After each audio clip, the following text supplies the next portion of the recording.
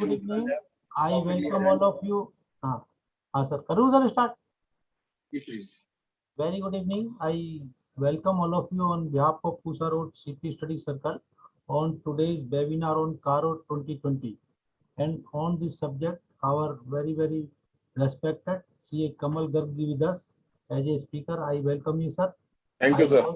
Welcome the Regional Council member Jagdish Singh ji, Jetsap, Anand Duaji, Sunil Damija ji, Rajesh Jain ji, and Rajiv Kohli ji, and all the attendees on behalf of our study circle.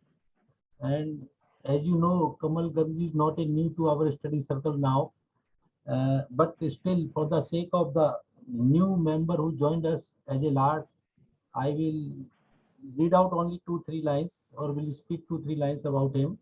He is a regular speaker on the regional level, institute level. He has been invited as a special invitee by the Board of Studies and co-opted member by our institute to the various very important committee. He authored more than dozen books over the various subjects, which are very helpful to chartered accountant and the student who is aspiring to chartered accountancy course. And this is the all about our Kamal Gargi. So with this, thank you, sir. Welcome you once again, and over to you, sir. Thank you very much, sir. So good evening to each one of you. Thanks for inviting me again for this program on Caro 2020. So if I correctly remember, last week when we met for Schedule 3, one of the confusion which was prevalent was about Caro's applicability vis-a-vis small companies. Yes. So that is one of the prominent confusion dilemma which is prevalent nowadays amongst professionals. So we'll address that very dilemma with one numerical illustration. So I will divide my discussion in 2 segments. One is the applicability portion, and second will be the reportability portion. And as far as reportability is concerned, I will be discussing the reportability considering the time frame on those very issues which are prominent. So like there are total 21 clauses to be reported. I will discuss entirely all the new clauses which are now in Caro 2020 and some of the clauses which are modified. And when I will be discussing, I will be also telling you that there are certain points in Caro which are also reportable in Schedule 3. So whenever I will be saying this thing, please take a note of the same in your notepad because that is not in your PPT. So Rajesh ji, with your permission, can I share my screen now? Yes, sir. Yes. Okay. So is my PPT visible now? Yes, sir. Okay. So please keep your notepad and pen ready, and if possible, try to respond my questions as well. As I told you that I will be discussing Caro in 2 segments. One is the applicability portion. Second is the reportability portion. Applicability is also critical. Why it is critical? Because it may happen that last year Caro was applicable, current year Caro is not applicable.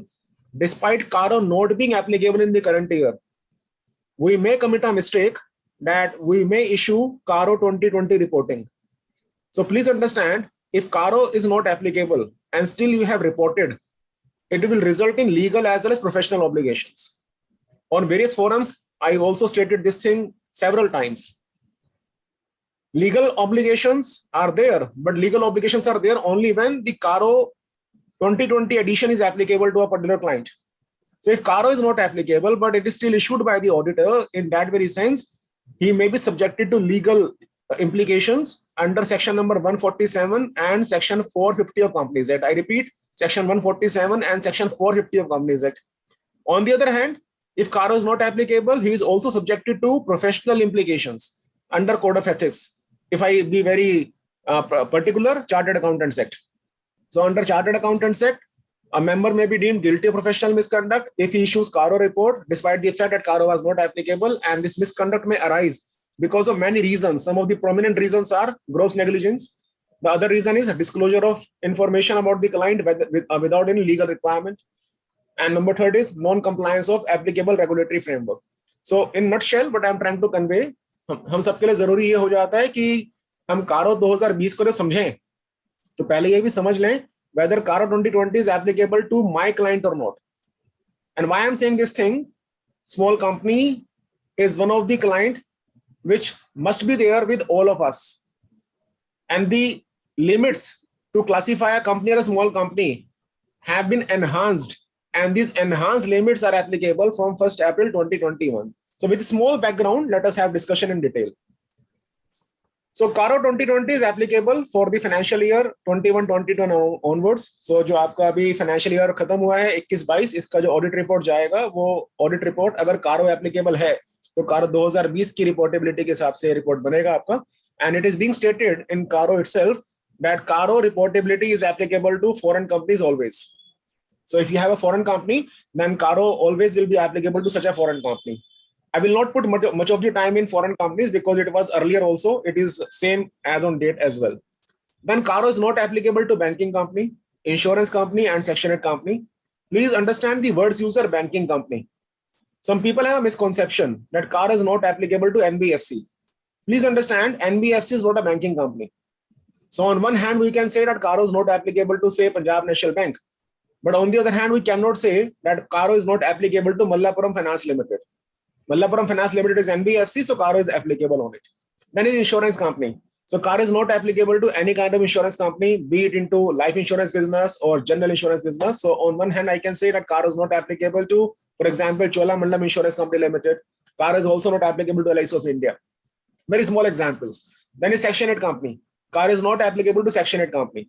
For example, if you have a Section 8 company, say, for example, HelpAge India or Being Human Foundation, or let us say ICI, in that very case, these are Section 8 companies. And on these Section 8 companies, Caro is not applicable.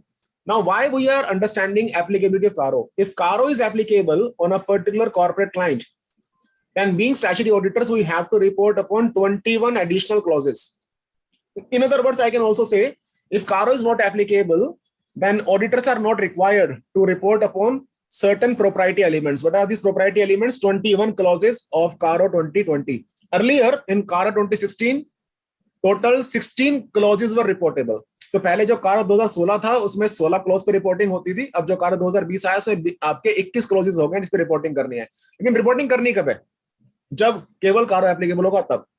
अब ध्यान से समझिएगा, जो issue था, जो last week भी जब हम मिले थे इस प्लेटफॉर्म पर तो इशू सामने आया था, बट हमने आज के लिए रखा था इसको कि Caro में डिस्कशन करेंगे, तो जरा समझने की कोशिश कीजिएगा. और कहीं भी आपको डाउट आए तो आप नोट कर लेना, मैं इमीडिएटली आफ्टर डिस्कशन इसको रिजोल्व भी कर दूंगा. कहा गया Caro is not applicable to a private company. जरा गौर फरमाइएगा मैं क्या वर्ड्स बोल रहा हूं. Caro is not applicable. Caro is not applicable to private company if all these 4 conditions are fulfilled. अगर XYZ प्राइवेट लिमिटेड, ध्यान दीजिएगा मेरे एग्जांपल पर, अगर XYZ प्राइवेट लिमिटेड 31 मार्च 2022 को 31 मार्च 2022 को ये चारों कंडीशंस पूरी करेगा तो XYZ प्राइवेट लिमिटेड पर Caro 2020 का रिपोर्टेबिलिटी एप्लीकेबल नहीं होगा. I repeat, if as on 31 March 2022 the company XYZ private limited fulfills all these 4 conditions cumulatively, only then Caro 2020 will not be applicable on XYZ private limited. Now let us understand what are these 4 conditions. Condition number 1, such private company is neither a subsidiary nor a holding of public company. Number 2, the paid up capital plus reserves plus surplus of such private limited company are not exceeding rupees 1 crore as on balance sheet date. Let us stop here. The words are paid up capital, reserves and surplus. So let me start with the reserves. The word is reserve. It will include all kinds of reserves, capital reserves as well as general reserves. So in this expression reserves, general reserves will come, yes. Revaluation reserves will come, yes. Securities premium account will come, answer again is yes. तो कैसा भी reserve हो वो आपको इसके अंदर शामिल कर लेना है, नंबर 1. नंबर 2, वर्ड आया surplus. The word surplus means P&L account balance.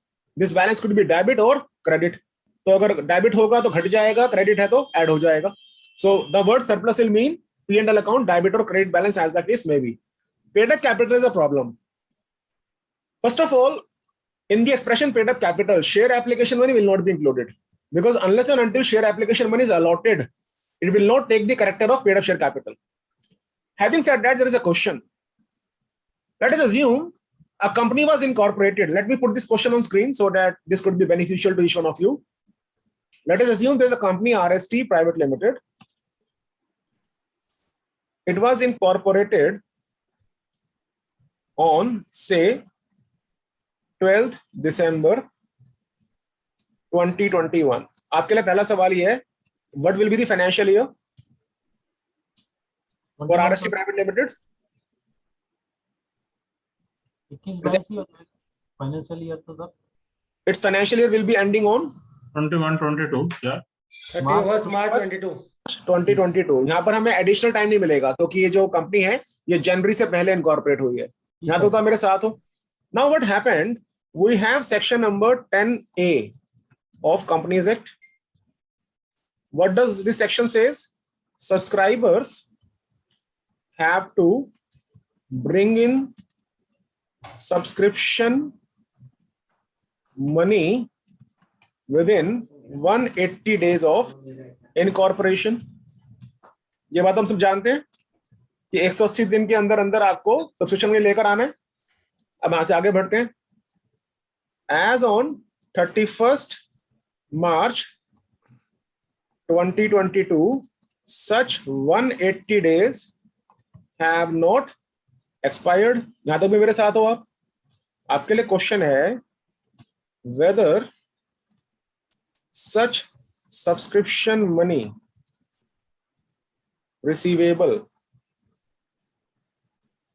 will be considered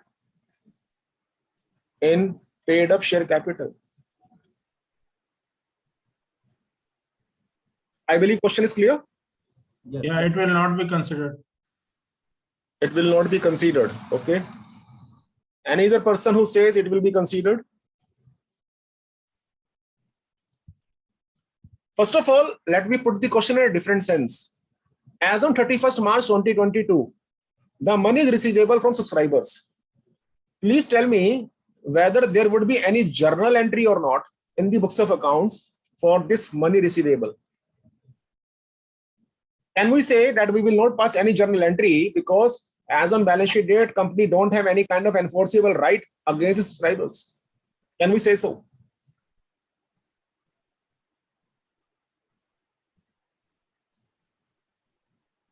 So आपकी नोट कर लो, मैं ज्यादा समय इस पे लगाऊंगा नहीं सवाल के जवाब के वेट करने में बिकॉज टाइम खत्म हो जाएगा otherwise.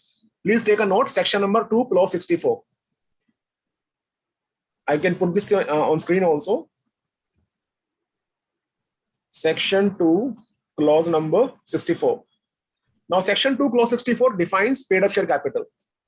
And paid up share capital definition जब आप पढ़ेंगे उसमें लिखा हुआ है capital as credited as paid up towards subscription money. So what will happen? पहले तो हम ये गलती करना बंद कर दें.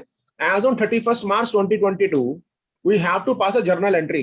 The journal entry will be subscription money receivable account debit to paid up share capital account. Why we are passing this journal entry? We are passing this journal entry because section 10 capital A is giving the enforceable right to the company to recover this money, plus section 2 clause 64 of Companies Act says this money which is promised to be subscribed is as good as paid up share capital. अब इसके पीछे जो सारा commentary है वो फिर कभी मैं बताऊंगा आपको, बट मैंने आपको एक थीम दे दी है जो गूगल पे भी आप सर्च करोगे तो मिल जाएगा. सो फर्स्ट ऑफ ऑल जो मैंने बात शुरू करी से वापस आते हैं कि क्या पेड अप शेयर कैपिटल के अंदर सब्सक्रिप्शन मनी रिसीवेबल आएगा? Answer is yes. So what you need to understand, if I go back to my equations, paid up share capital will not include share application money but it will include subscription money receivable. तो एक गलती जो लोग करते हैं वो हमसे अब आगे से ना हो. तीसरी चीज देखिएगा, total borrowings from banks oblique financial institutions shall not go beyond rupees 1 crore at any point of time during the financial year.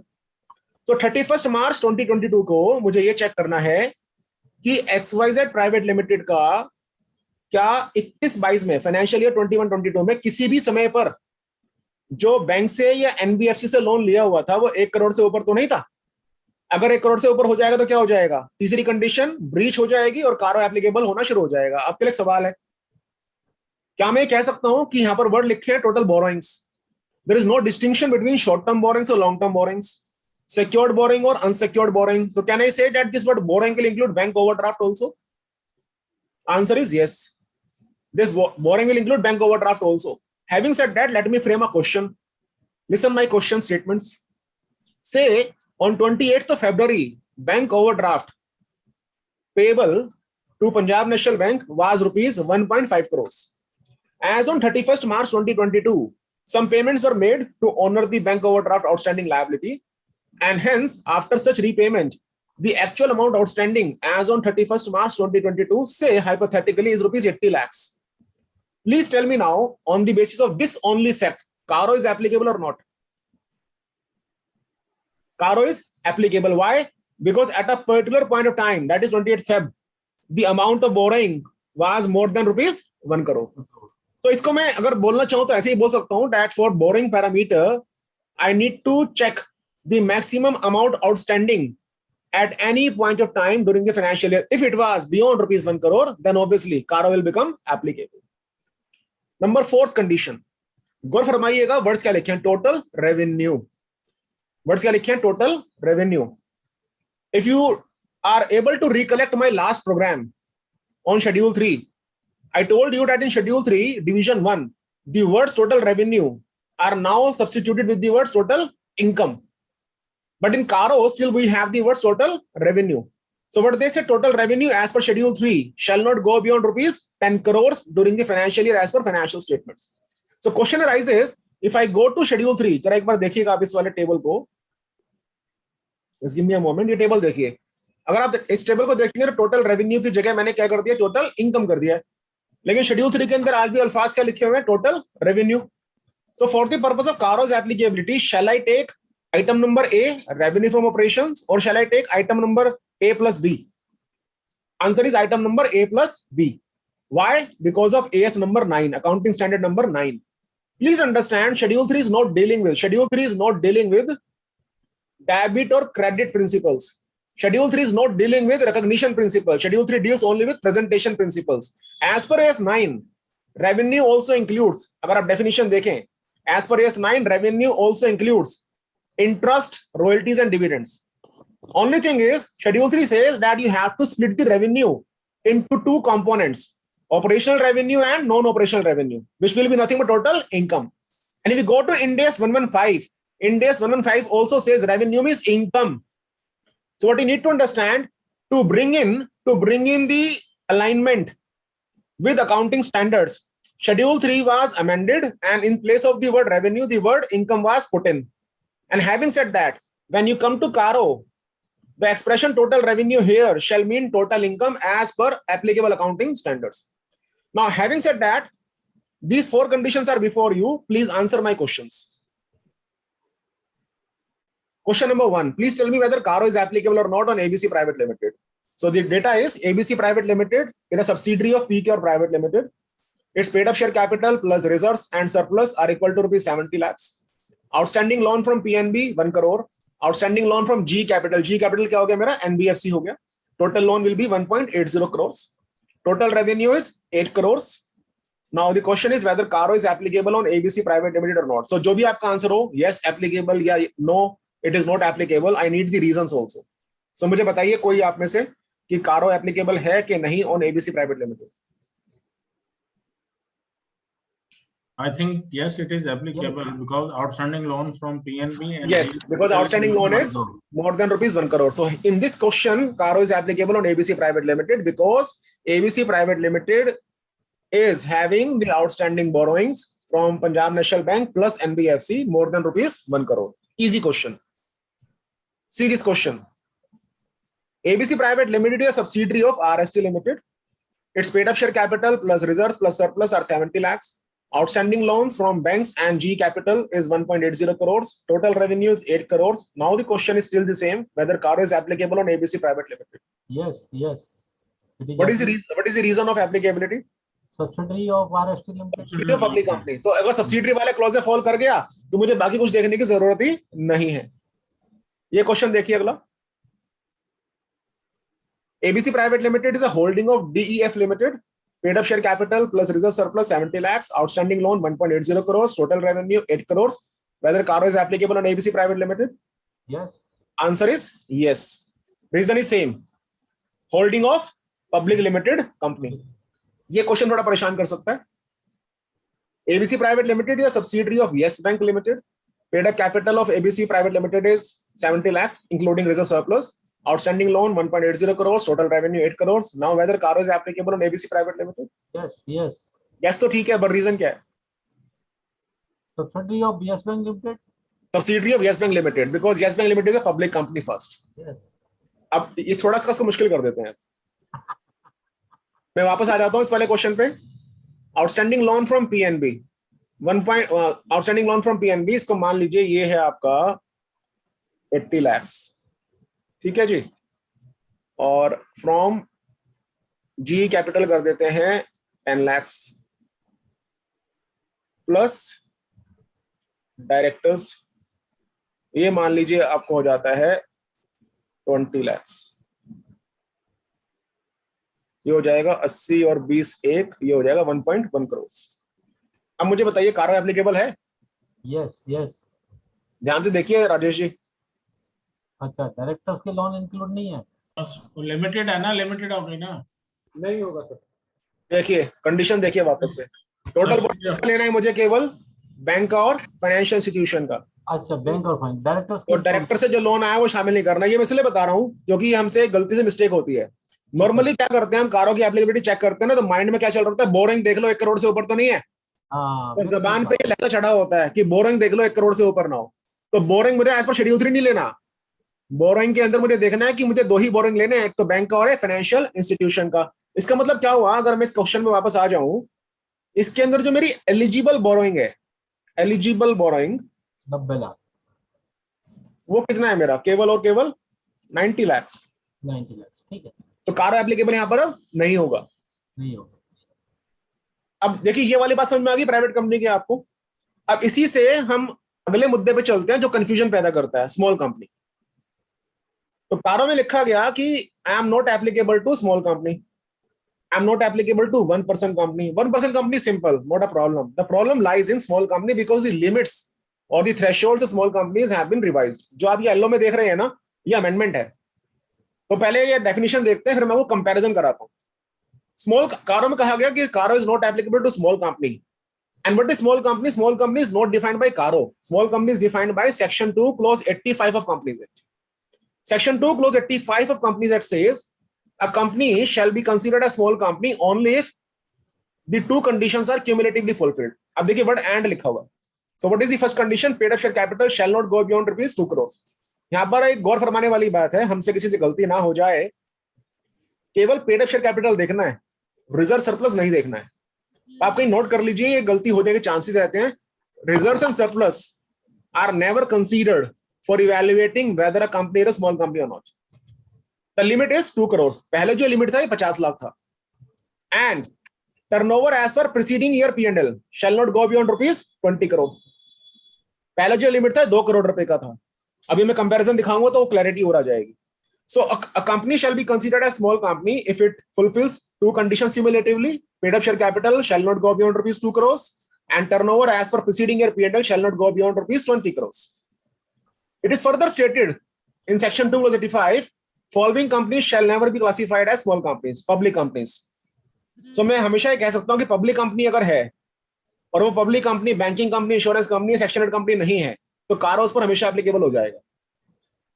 So I repeat once again, following companies are not classified as small companies, public company, holding और subsidiary company. किसी भी तरह की holding company हो, किसी भी तरह की सब्सिडरी कंपनी हो, वो कभी भी स्मॉल कंपनी नहीं कही जाएगी. इसका मतलब क्या होगा, अगर एक प्राइवेट लिमिटेड कंपनी किसी दूसरे प्राइवेट लिमिटेड कंपनी का होल्डिंग या सब्सिडरी है, तो ये प्राइवेट कंपनीज कभी भी स्मॉल कंपनी नहीं बनेगी.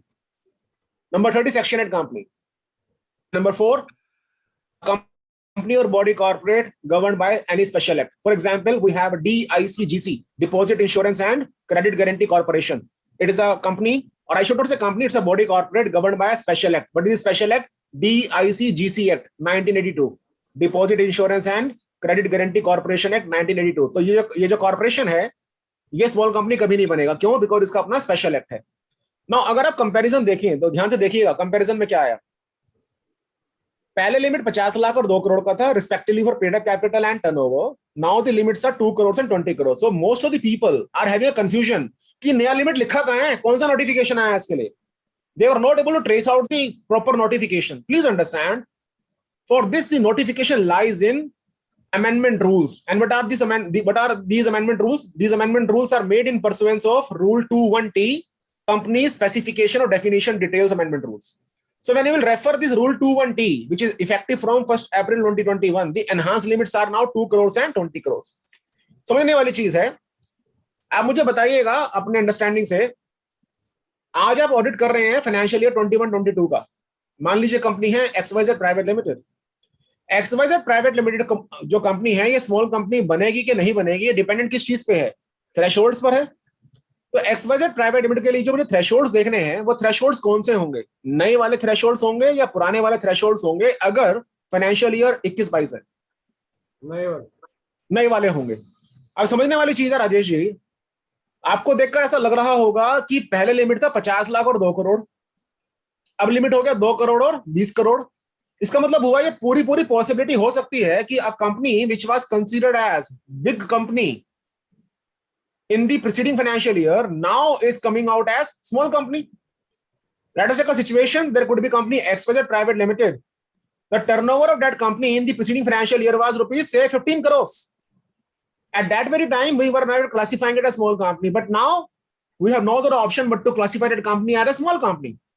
And the very moment this company became small company, quite obviously Caro is not applicable. और यहाँ पर आप देख लीजिएगा, मेरा जो अंदाजा है वो ये है कि यहां पर काफी सारे ऑडिटर से गलती हो सकती है, क्योंकि मन में क्या चल रहा होगा, लास्ट ईयर कारो एप्लीकेबल था, इस साल भी एप्लीकेबल हो जाएगा. काफी सारे लोग इस लिमिट को इग्नोर कर रहे हैं, जानकारी नहीं है. तो that is the good thing that programs like yours is spreading the awareness. एक चीज और देखने वाली है, आप देखिए वर्ड क्या लिखा है यहां पर, पेड अप शेयर कैपिटल, साथ में प्रीसीडिंग ईयर नहीं लिखा. It does mean that paid up share capital will be of the current year and turnover shall be of the preceding year. हालांकि थोड़ा सा मुझे लगता है, मेरा पर्सनल ओपिनियन है कि ये ड्राफ्टिंग एरर है, या तो दोनों प्रोसीडिंग होने चाहिए, तो दोनों करंट होने चाहिए थे. बट ठीक है, जो भी है अभी हमें चलना पड़ेगा ऐसे. एंड मोर इंपोर्टेंटली, अगर आप दूसरा देखें, वर्ड लिखा टर्नओवर, रेवेन्यू नहीं लिखा, तो सवाल उठता है कि क्या कोई डिफरेंस है टर्नओवर और रेवेन्यू में? Answer is no. In companies act, आपके नोट कर लीजिए, वो इन कंपनीज एक्ट, वो section number 2 clause 91. Section number 2 clause 91 turnover को डिफाइन करता है. मैं आपको स्क्रीन पे दिखाता हूं, just give me a moment. अगर आप देखिएगा टर्नओवर की जो परिभाषा है, इसके अंदर वर्ड रेवेन्यू लिखा हुआ है. Section 2 clause 91 of company defines turnover and it says turnover means the gross amount of revenue recognised.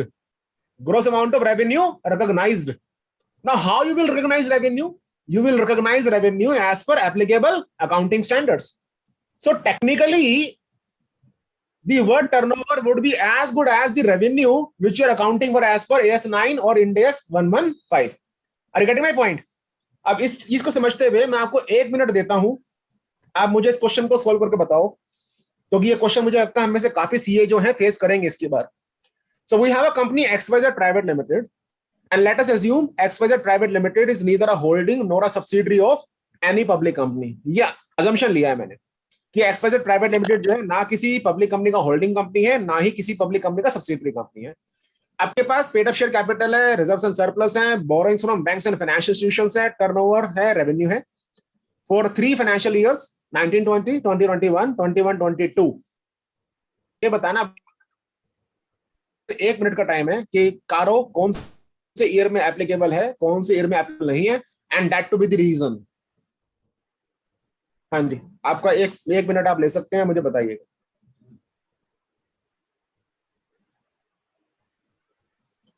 So you have 1 minute. In this 1 minute, please help me in getting the solution.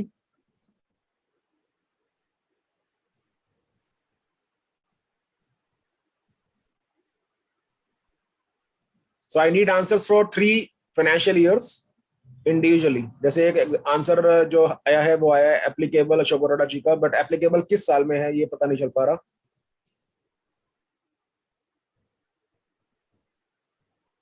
तो 20-21 में applicable होगा, 19-20 में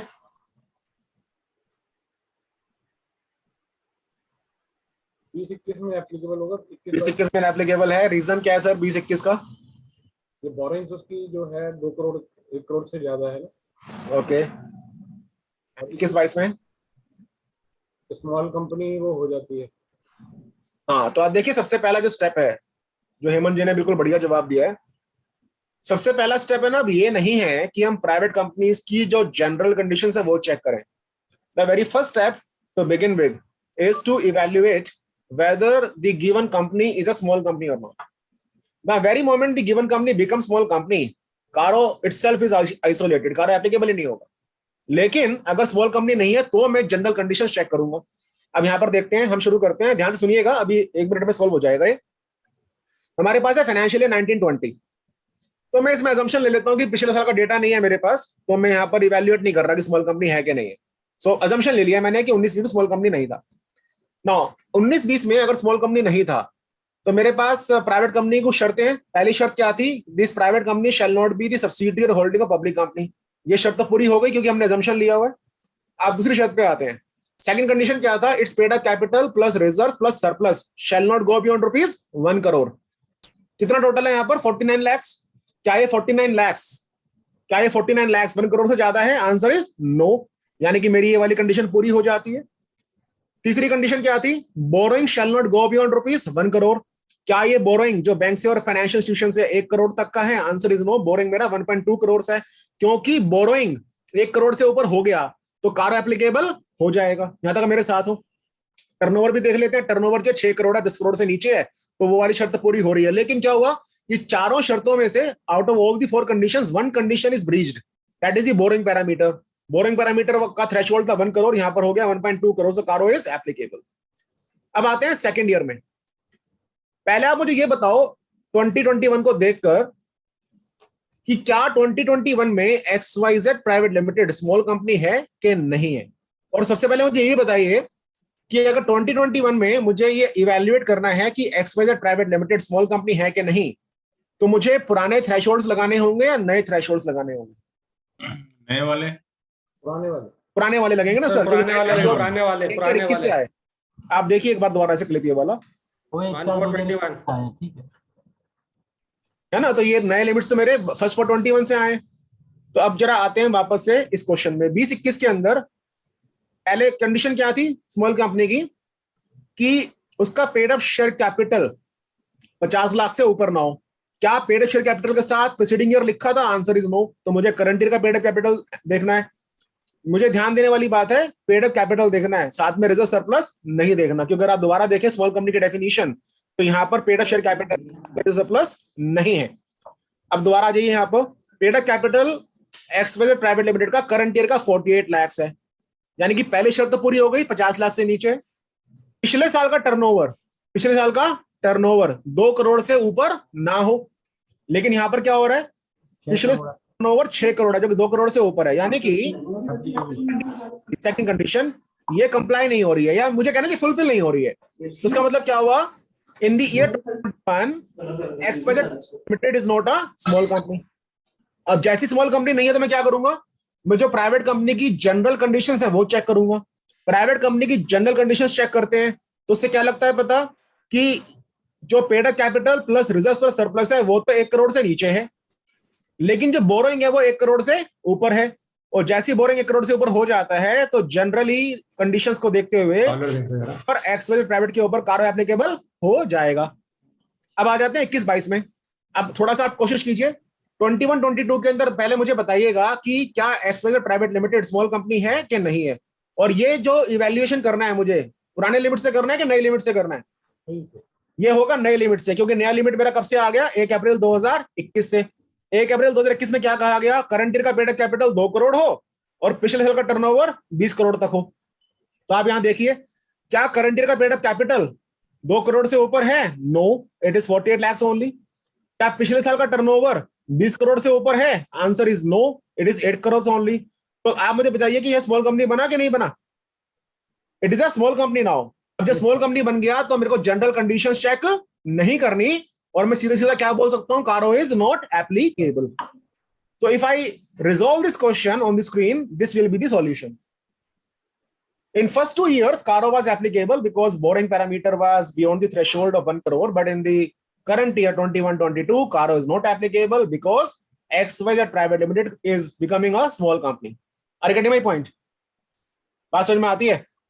अब एक चीज आप note कर लीजिए, मैं कुछ स्क्रीन पर लिख देता हूं आपके लिए, इसको नोट कर लीजिएगा. क्वेश्चन है सबसे पहले, if Caro is not applicable due to a private company becoming, I shouldn't say becoming, being classified as small company, whether auditors are required to state anything about it in the audit report. Yes, any answer from your side? अगर कोई qualification है तो फिर नहीं sir, qualification तो उसका होगा ना फाइनेंशियल स्टेटमेंट्स का। मेरा मटेरियल में स्टेटमेंट है अगर कुछ तो फिर तो करना पड़ेगा। नहीं सर, एप्लीकेबल और नॉट। नहीं, मैं कुछ और बात कर रहा हूँ सर। अगर आपके क्लाइंट पर कारो एप्लीकेबल नहीं है, हाँ जी, तो क्या मुझे ऑडिट रिपोर्ट में बताना है कि इस क्लाइंट पर कारो एप्लीकेबल नहीं है? हाँ जी sir, yes, answer is yes. तो यही वाला क्वेश्चन मैं पूछना चाह रहा था। आप समझिएगा इसको क्या करना है, जरा ध्यान से समझिएगा मैं क्या बोलने वाला हूँ। आपका क्लाइंट एबीसी प्राइवेट लिमिटेड है, इस पर कारो दो ही वजह से एप्लीकेबल नहीं होगा, या तो जनरल कंडीशंस की वजह से या स्मॉल कंपनी होने की वजह से। जनरल कंडीशंस की वजह से एप्लीकेबल नहीं है तो भी मुझे रिपोर्ट करना है कारो is not applicable. Small company की वजह से एप्लीकेबल नहीं है तो भी मुझे रिपोर्ट करना है कारो इज नॉट एप्लीकेबल। अब नया क्या आया है आज की डेट में? नया आया है स्मॉल कंपनी का थ्रेशोल्ड। तो क्या करना है आपको, आपका ऑडिट रिपोर्ट में हेडिंग आता है legal and other regulatory requirements, है ना? ये हेडिंग आपको देखा होगा, आपके पास ये हेडिंग आता है। इसके अंदर आपको बनाना है पैरा नंबर 1। पैरा नंबर 1 किसका होता है? कारो का होता है। और पैरा नंबर 2 किसका होता है? सेक्शन 143(3) का होता है। यहां पर आप सेक्शन 143 में क्या लिखते हो? We have received all the information and explanations, books of accounts are properly maintained, financial statements are agreeing with the books of accounts and they comply with the accounting standards. यही सब तो आता है इसके अंदर नंबर 2 पैराग्राफ के अंदर। लेकिन नंबर 1 पैराग्राफ किस चीज का होता है? ये होता है कारो का।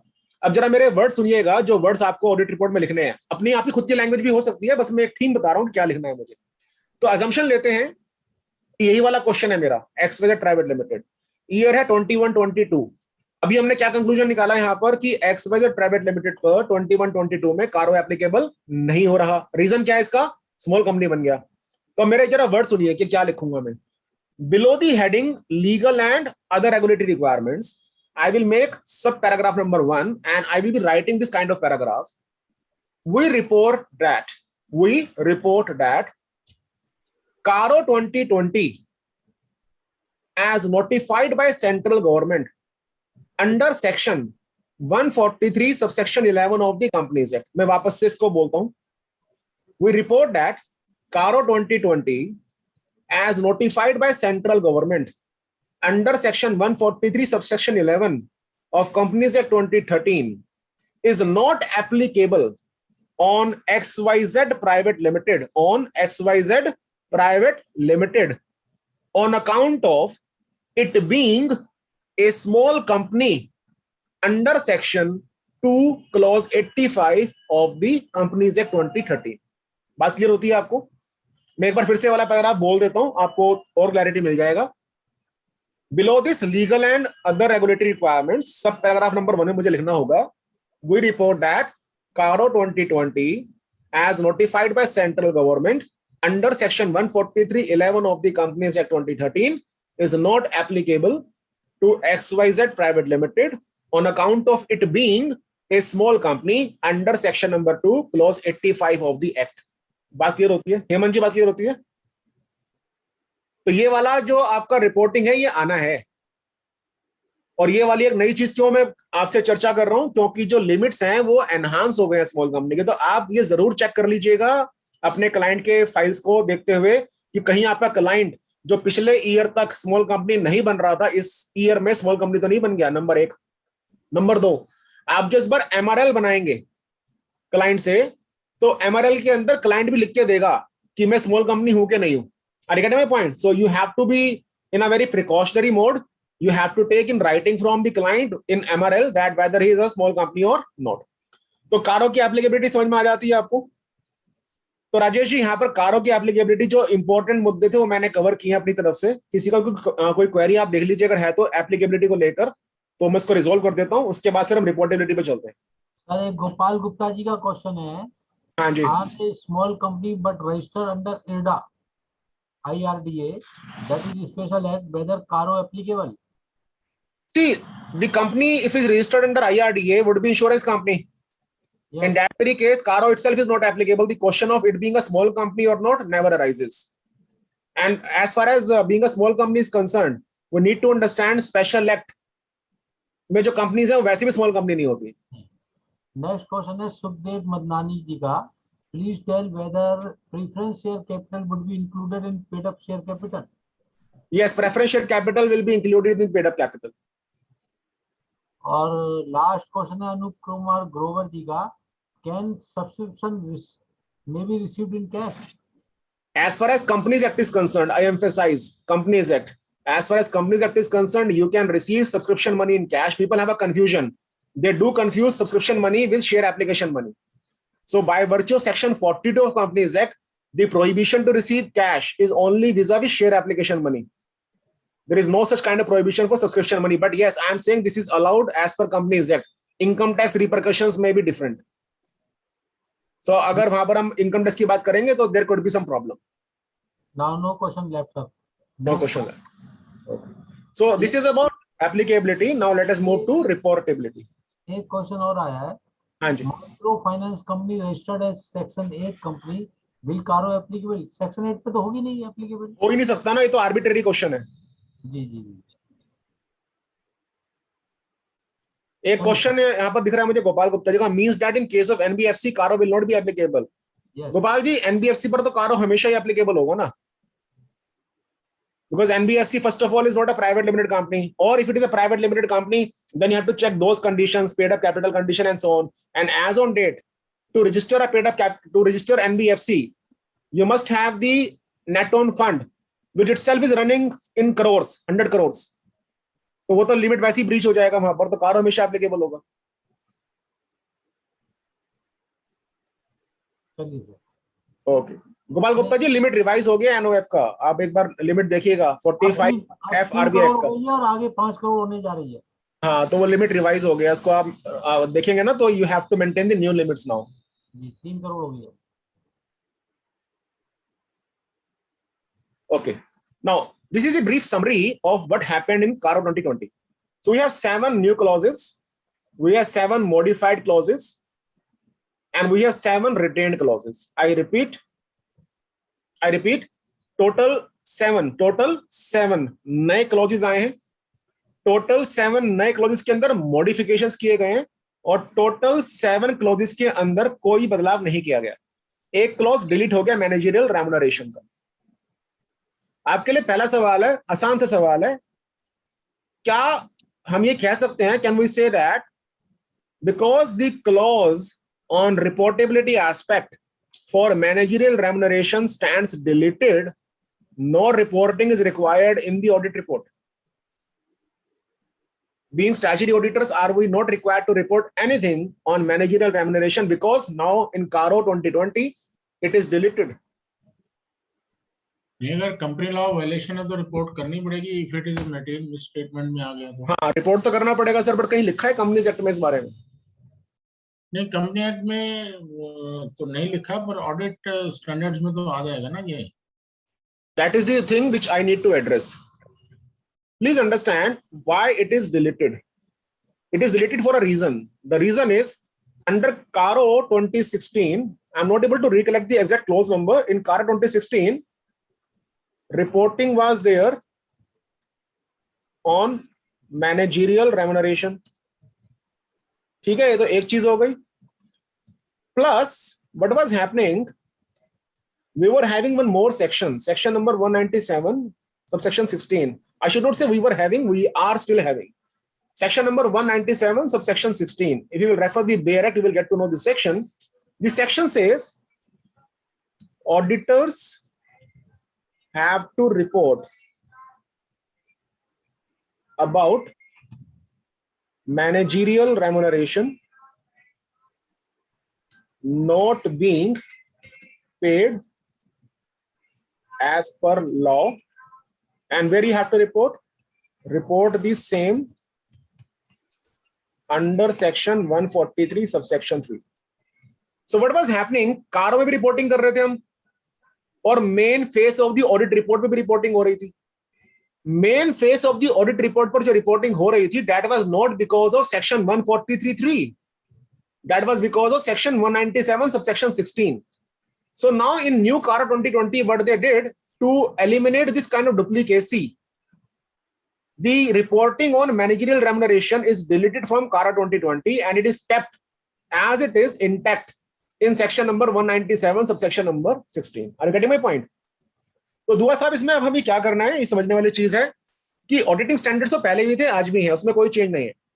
अब यहाँ पर जो ये मिसस्टेटमेंट है, ये मिसस्टेटमेंट जो मैं रिपोर्ट करनी है, it is now required to be reported in accordance with section 197 subsection 16 read with section number 143 subsection 3 and then the auditing standards. Am I clear sir? तो आपको ये ध्यान रखना है कि अब जो मैनेजरियल रेम्युनरेशन है कारो से हट गया, लेकिन main face of the audit report पे तो है ही. अच्छा, एक चीज हो रहा है इसके अंदर खास, section number 197 is not applicable to private limited companies.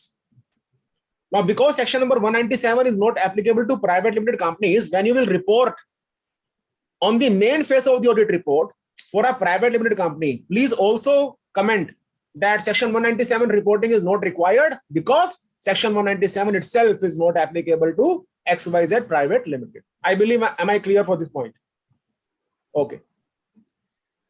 अब जरा ध्यान से समझिएगा, कुछ एक नए क्लॉजेस जो आए हैं. नए क्लॉजेस के अंदर जो मेरे को लगता है, मेरे हिसाब से थोड़े टफ क्लॉजेस हैं, मैं उस पर ज्यादा समय दूंगा. जो छोटे मोटे क्लॉजेस हैं मैं उसको छोड़ दूंगा.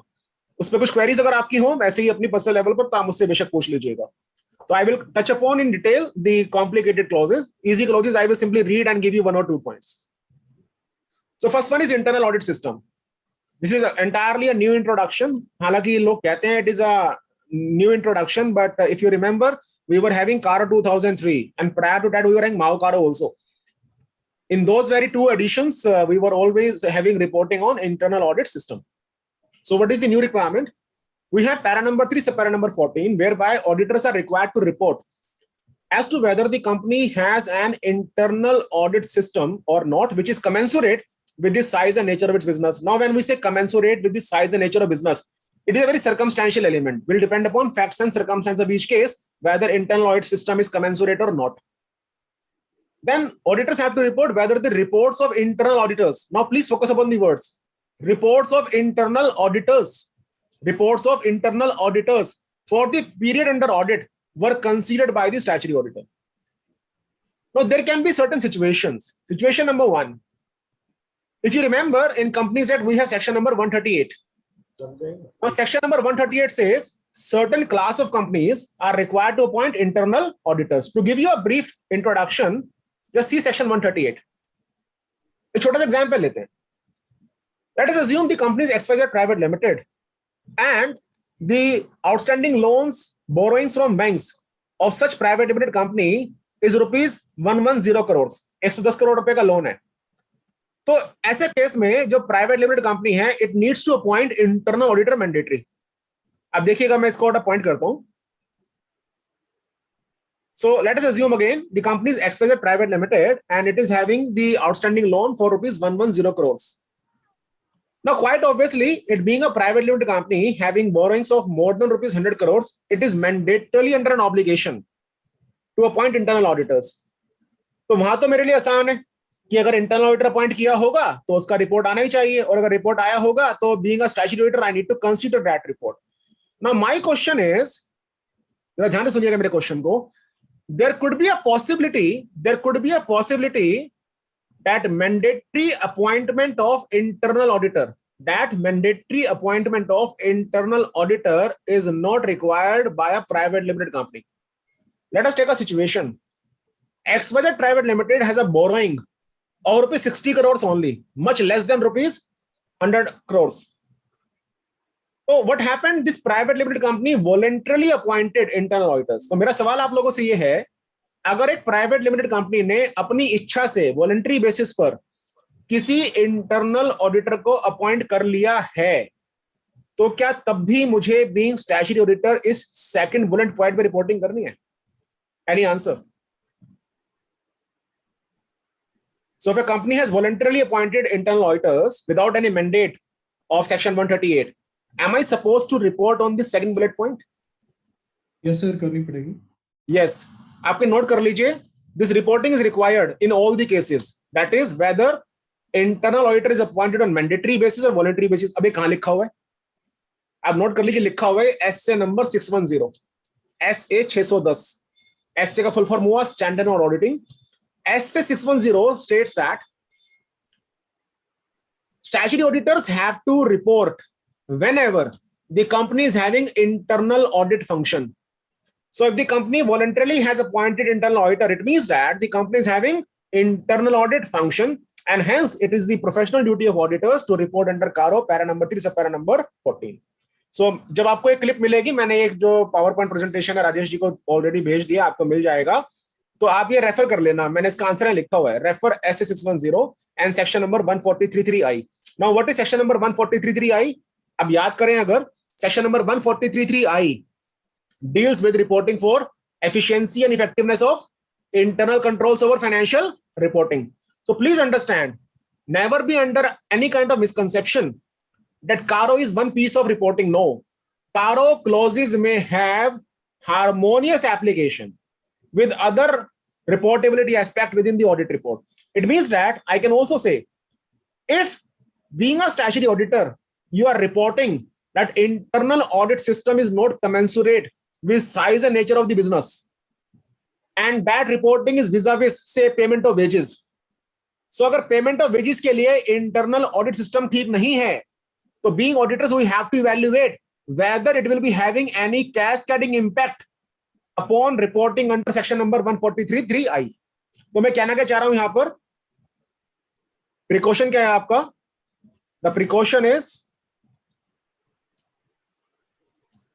say if internal audit system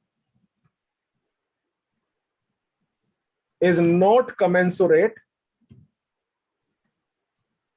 with respect to payment of wages, then always evaluate ICO FR reporting under section 143.3.3i. मैं ये नहीं कह रहा कि इसका मतलब हुआ कंट्रोल्स वीक हैं, बट हमें इवैल्यूएशन करना पड़ेगा ताकि हम इसको डॉक्यूमेंट कर पाएं कि इंटरनल कंट्रोल्स वीक थे या नहीं थे. Cash losses. So para number 3 sub para number 17 में कहा गया, auditors have to report whether the company has incurred cash losses in the financial year and in the immediately preceding financial year. If so, state the amount of cash losses. Please be attentive and see the word incurred. Cash loss निकालना तो आसान काम है. You can take net profit as your P&L, add back depreciation, and if the figure is coming out to be negative, it will be your cash loss from operations. Now, please understand, some people have a misconception that we have to consider cash loss only from operations. If cash loss is arising from investment activities, from financing activities, that is also reportable over here. So cash loss here means the cash loss as has arisen either because of operations or because of investment activities or because of financing activities. More importantly, if you see the word used is incurred, not suffered. I repeat and emphasize, the word used is incurred and not suffered. एक छोटा सा example लेते हैं, बताइएगा. Let us assume there is a departmental store and the name of the departmental store is XYZ Private Limited. Let us also assume on this XYZ Private Limited CARO is applicable. So departmental store is selling the goods which are FMCG goods, fast moving consumer goods, on cash basis. The policy of XYZ Private Limited is whatever cash sales have taken place, the cash so collected shall be deposited in bank on the next day. Generally ऐसा लोग करते हैं. Now what happened? The accountant Mr. Y was deputed to deposit the cash collection in the bank. That accountant went to the bank but became absconding. So cash लेके चंपत हो गया. But the question arises, if there is a cash loss because of theft, like in my example, the accountant ran away with the cash, whether that element is reportable under para 317. Please understand, I am not saying, मैं ये नहीं कह रहा कि इस वाले cash theft की कहीं रिपोर्टिंग नहीं होगी. मैं केवल ये पूछ रहा हूं कि क्या इस कैश थेफ्ट की reporting para 3 sub para number 17 cash loss में होगी. Ask yourself whether the company has incurred cash loss or the company has suffered cash loss. The word incurred means something which is taking place out of your commercial decisions. Cash theft is not taking place because of your commercial decisions. So what you need to understand, cash theft is not reportable here, but cash theft may be reportable under the paragraph dealing with the fraudulent reporting, dealing with the fraud aspect. तो जहां पर fraud के बारे में report करना है वहां पर इसकी रिपोर्टिंग हो सकती है, और अगर इसका लिमिट 1 करोड़ से नीचे का है कैश थेफ्ट का, तो वहां पर भी रिपोर्टिंग जो होगी वो हल्के फुल्के तरीके से होगी, जिसके बारे में बात कर लेंगे सेपरेटली। तो अब एक चीज नोट कर लीजिए कहीं पर, under para 317 reporting is only for incurred cash losses and not suffered cash losses. Although I can always say what is incurred is also suffered, but incurred का meaning क्या आएगा यहाँ पर? incurred का meaning आएगा out of your commercial decisions. Now further what they are saying, if so state the amount of cash losses. अगर cash losses का amount बताओ तो very simple, आपको इसका cash loss का amount बताना है। Now question arises, they say state the amount of cash losses. Are we supposed to tell the reason of cash loss? क्या रीजन बताना है कैश लॉस का? जैसे मान लीजिए कोविड लॉकडाउन था, बिजनेस में बहुत अच्छा नहीं चला, जिसकी वजह से कैश लॉस इंकर हुआ। हो सकता है कि प्रॉफिट आया हो 10 रुपए, डेप्रिसिएशन रहा हो आपका ज्यादा। इन दैट वेरी केस क्या हमें रीजन बताना है? What was the reason of cash loss? Answer is no. We have to simply report upon amount of cash loss but not the reason of cash loss. Am I clear? आगे बढ़ते हैं। What about losses in investments? If there is any, that is also reportable sir, because मैंने कहा ना, क्योंकि जो cash loss की हम बात कर रहे हैं यहाँ पर हमें कैश का जो मीनिंग लेना है वो लेना है 3 एक्टिविटीज से, जो कि मेरी AS3 या इंड AS 7 में डिफाइंड है। Operating activities, investment activities and financing activities.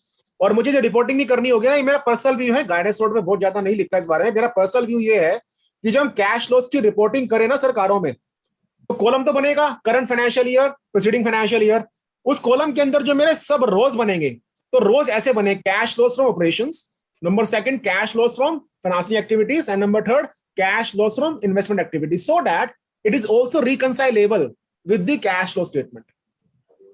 ठीक है दुआ साहब? so whether bad debts is also part of cash loss or not? It can be, because what happened, whatever cash you were supposed to recover from the debtor is now being written off, so it's a kind of cash loss only.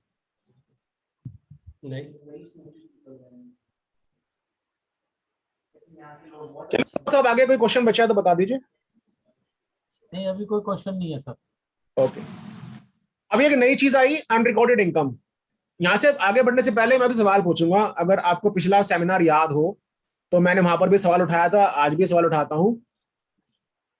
क्या unrecorded income को लेकर schedule 3 जो नया आया उसके अंदर कोई disclosure है? Now, what is unrecorded income? Income surrendered or disclosed under tax assessments. Whether any kind of disclosure is there for surrendered income or disclosed income in Schedule 3? Answer is yes. तो पहला तो कोई note कर लो इस चीज को। This very para 3 sub para 8 unrecorded income shall be harmonized with the disclosure requirements of Schedule 3. Number 1. Rajesh ji, क्या मैं ऐसा कह सकता हूं कि इनकम सरेंडर हुआ या डिस्क्लोज हुआ, उसको कंपनी ने नोट्स में नहीं बताया होगा, या कंपनी ने नोट्स में बताया होगा लेकिन ठीक तरीके से नहीं बताया होगा? So whatever company is disclosing in notes to accounts, wrongfully, rightfully, inappropriately or appropriately, will it have any impact upon para 3.8? Answer is yes, because मेरे को रेफरेंस वहां से लेना होगा, जो भी डिफरेंस होगा उस डिफरेंस को यहां पर भी मैं रिपोर्ट करूंगा कि शेड्यूल 3 से मैच हो रहा है कि नहीं हो रहा है। अब जरा पढ़ते हैं इसमें क्या लिखा है। Whether in a transaction, auditor को रिपोर्ट क्या करना है? Whether in a transaction not recorded in books of account have been surrendered or disclosed as income during the year in the tax assessments. I emphasize these words, tax assessments under the income tax act. मैं फिर से जरा इन words पे emphasise करूंगा, tax assessments under income tax act. ये words हमारे लिए जरूरी हैं। दूसरा क्या रिपोर्ट करना है? इफ सो, इफ सो का मतलब क्या हुआ कि कंपनी ने कोई इनकम सरेंडर किया हो या डिस्क्लोज किया हो। If so, whether the previously unrecorded income has been properly recorded in the books of account during the year or not. पढ़ के लगता है आसान सी चीज है, कोई ऐसा लगता नहीं कि कॉम्प्लिकेशंस हैं। Let us ask ourselves few questions.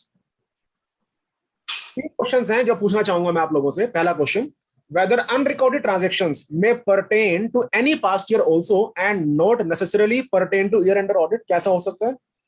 और अगर ऐसा है तो क्या इसको हम इस वाली कारों में रिपोर्ट करेंगे? Answer is yes. तो पुराने ईयर्स का सरेंडर अगर 21-22 में हुआ है तो कारों में रिपोर्टेबल होगा, बिकॉज यहां पर क्या लिखा गया है? इनकम सरेंडर्ड और disclosed during the year. Year means the current financial year.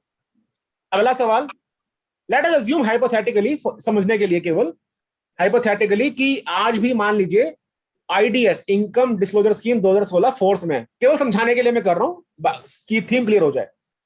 तो समय समय पर क्या होता है, इनकम टैक्स में एमनेस्टी स्कीम्स आती हैं। तो मान लीजिए एमनेस्टी स्कीम आज भी फोर्स में आईडीएस 2016। तो क्वेश्चन उठता है, वेदर सरेंडर्स और disclosures of unrecorded transactions in the schemes से आईडीएस 2016 अट्रैक्ट्स रिपोर्टिंग। मैं हाइपोथेटिकली इसलिए बात कर रहा हूं क्योंकि मुझे कोई पॉइंट यहां पर क्लियर करना है। भविष्य में भी तो हो सकता है ना कोई एमनेस्टी स्कीम आ जाए, तुम्हें पता होना चाहिए। तो किसी एमनेस्टी स्कीम के तहत अगर डिस्क्लोजर्स हुए हैं या सरेंडर्स हुए हैं तो क्या कारों में रिपोर्टेबल होंगे?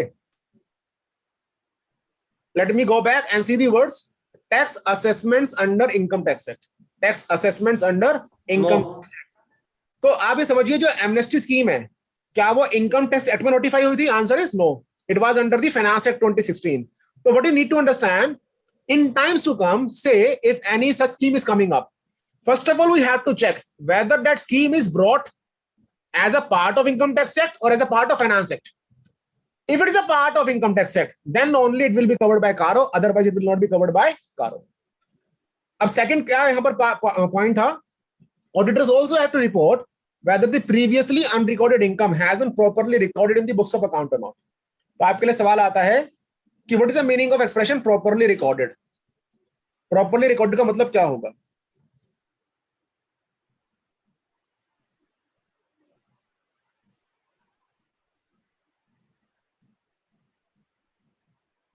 जगजीत जी, आपको कोई जवाब?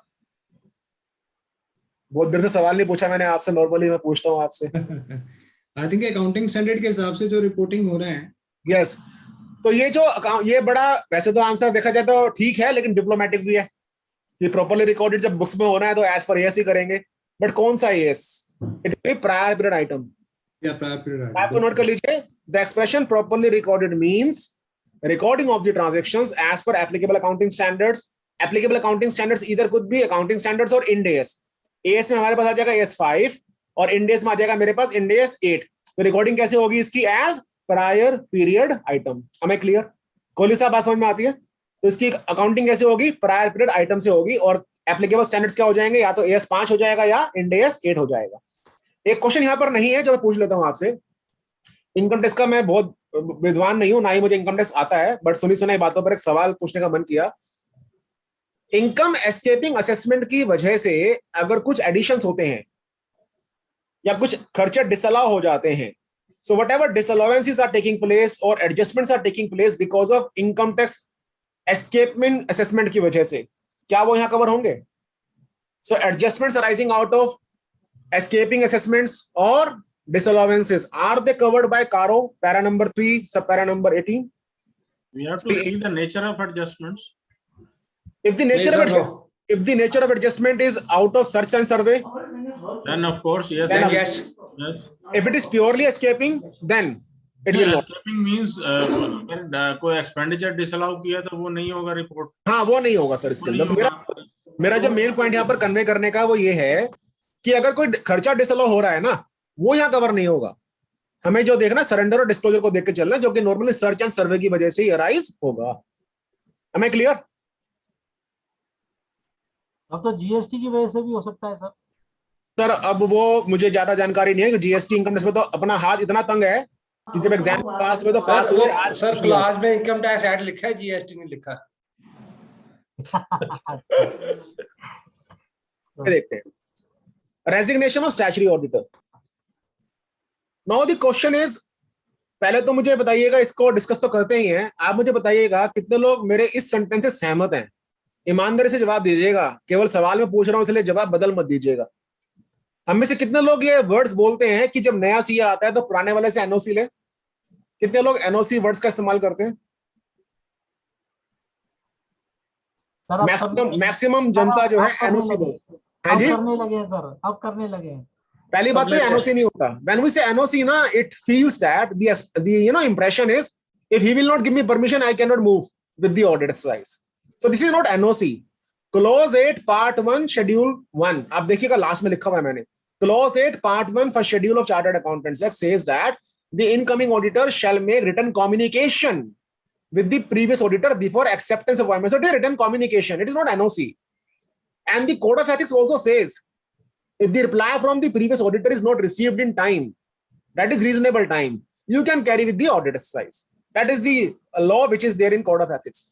Now that law is being captured in paragraph number 3, subparagraph number 18, resignation of statutory auditor. तो auditor को report क्या करना है?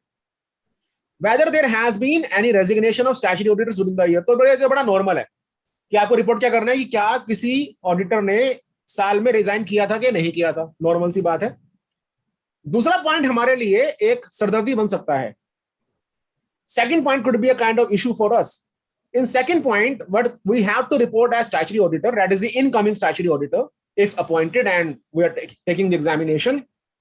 If so, that means अगर resign किया है तो whether the auditor has taken into consideration the issues, objections or concerns raised by the outgoing auditors. It is a problematic area. Let me ask you some questions. उसी से समझ में आ पाएगा ये. बाकी तो कोई कमेंट्री ऐसा सच नहीं है. आपके लिए पहला सवाल, आपने मान लीजिए जगजीत जी जो है पुराने ऑडिटर थे और राजेश जी जो नए ऑडिटर हैं. राजेश जी ने रिटर्न कम्युनिकेशन किया जगजीत जी के साथ, तो जगजीत जी ने जवाब दिया कि क्लाइंट ने मेरी ऑडिट फीस पे नहीं करी. तो जो ऑडिट फीस पे नहीं करी, ये दो तरीके की हो सकती है, डिस्प्यूटेड हो सकती है, अनडिस्प्यूटेड हो सकती है. कोड ऑफ एथिक्स में लिखा हुआ है, सेंट्रल काउंसिल जनरल गाइडलाइंस 2008 आता है, आप देखिएगा. काउंसिल जनरल गाइडलाइंस 2008 कहते हैं if the fees of the predecessor is disputed and then you are accepting the audit, no problem. But the fees if is clean, is undisputed and then it is outstanding and then you are accepting the audit, then it is a professional misconduct. तो मेरे वाले example के अंदर समझने के लिए हम ये मान लेते हैं कि जो फीस था वो फीस अनडिस्प्यूटेड था. अगर आपने फिर अपॉइंटमेंट एक्सेप्ट कर लिया तो कारो report itself will become a challengeable report because आपको ऑडिटर बनना नहीं था एट द फर्स्ट इंस्टेंस. अब दूसरे केस पे आते हैं. फीस जो था डिस्प्यूटेड था. अब ये फीस डिस्प्यूटेड है कि नहीं कैसे लगेगा पता? Guidelines also say fees shall be deemed as undisputed if provision for audit fees payable is there in the financial statements which is signed both by the client as well as the predecessor. It itself is a challenge कि financial sign करने से पहले अगर जगजीत सिंह साहब ने resign कर दिया तो क्या करेंगे? तो that will be the real problem. Anyway, अब दूसरे क्वेश्चन पे आते हैं. जगजीत जी ने जवाब दिया अपने रिटर्न रिप्लाई में कि client was not cooperating, data provide नहीं करता था. तो सवाल उठता है कि अगर क्लाइंट डेटा प्रोवाइड नहीं करता था, इसका मतलब क्या हुआ? Technically as per auditing standards it is known as limitation on scope. So question arises if the reply from predecessor says the client was not cooperative and he was casting limitation on scope. As the incoming auditor, Rajesh ji को क्या report करना चाहिए यहाँ पर? क्या राजेश जी ये report करें कि I have considered the issues, objections and concerns raised by the outgoing auditors, और राजेश जी को क्या ये भी रिपोर्ट करना है कि I have considered those issues and I have resolved the issues also? क्या रिपोर्टिंग करनी है? केवल कंसिडरेशन या रेजोल्यूशन भी करना है? भाई जो फीस वाला मुद्दा है उसमें तो रेजोल्यूशन हो नहीं सकता ना, क्योंकि फीस वाला मुद्दा अगर होगा तो या तो ऑडिटर बिल्कुल ही नहीं बन पाएंगे या फिर ऑडिटर बन पाएंगे डिपेंडिंग अपॉन कि फीस डिस्प्यूटेड है कि अनडिस्प्यूटेड है.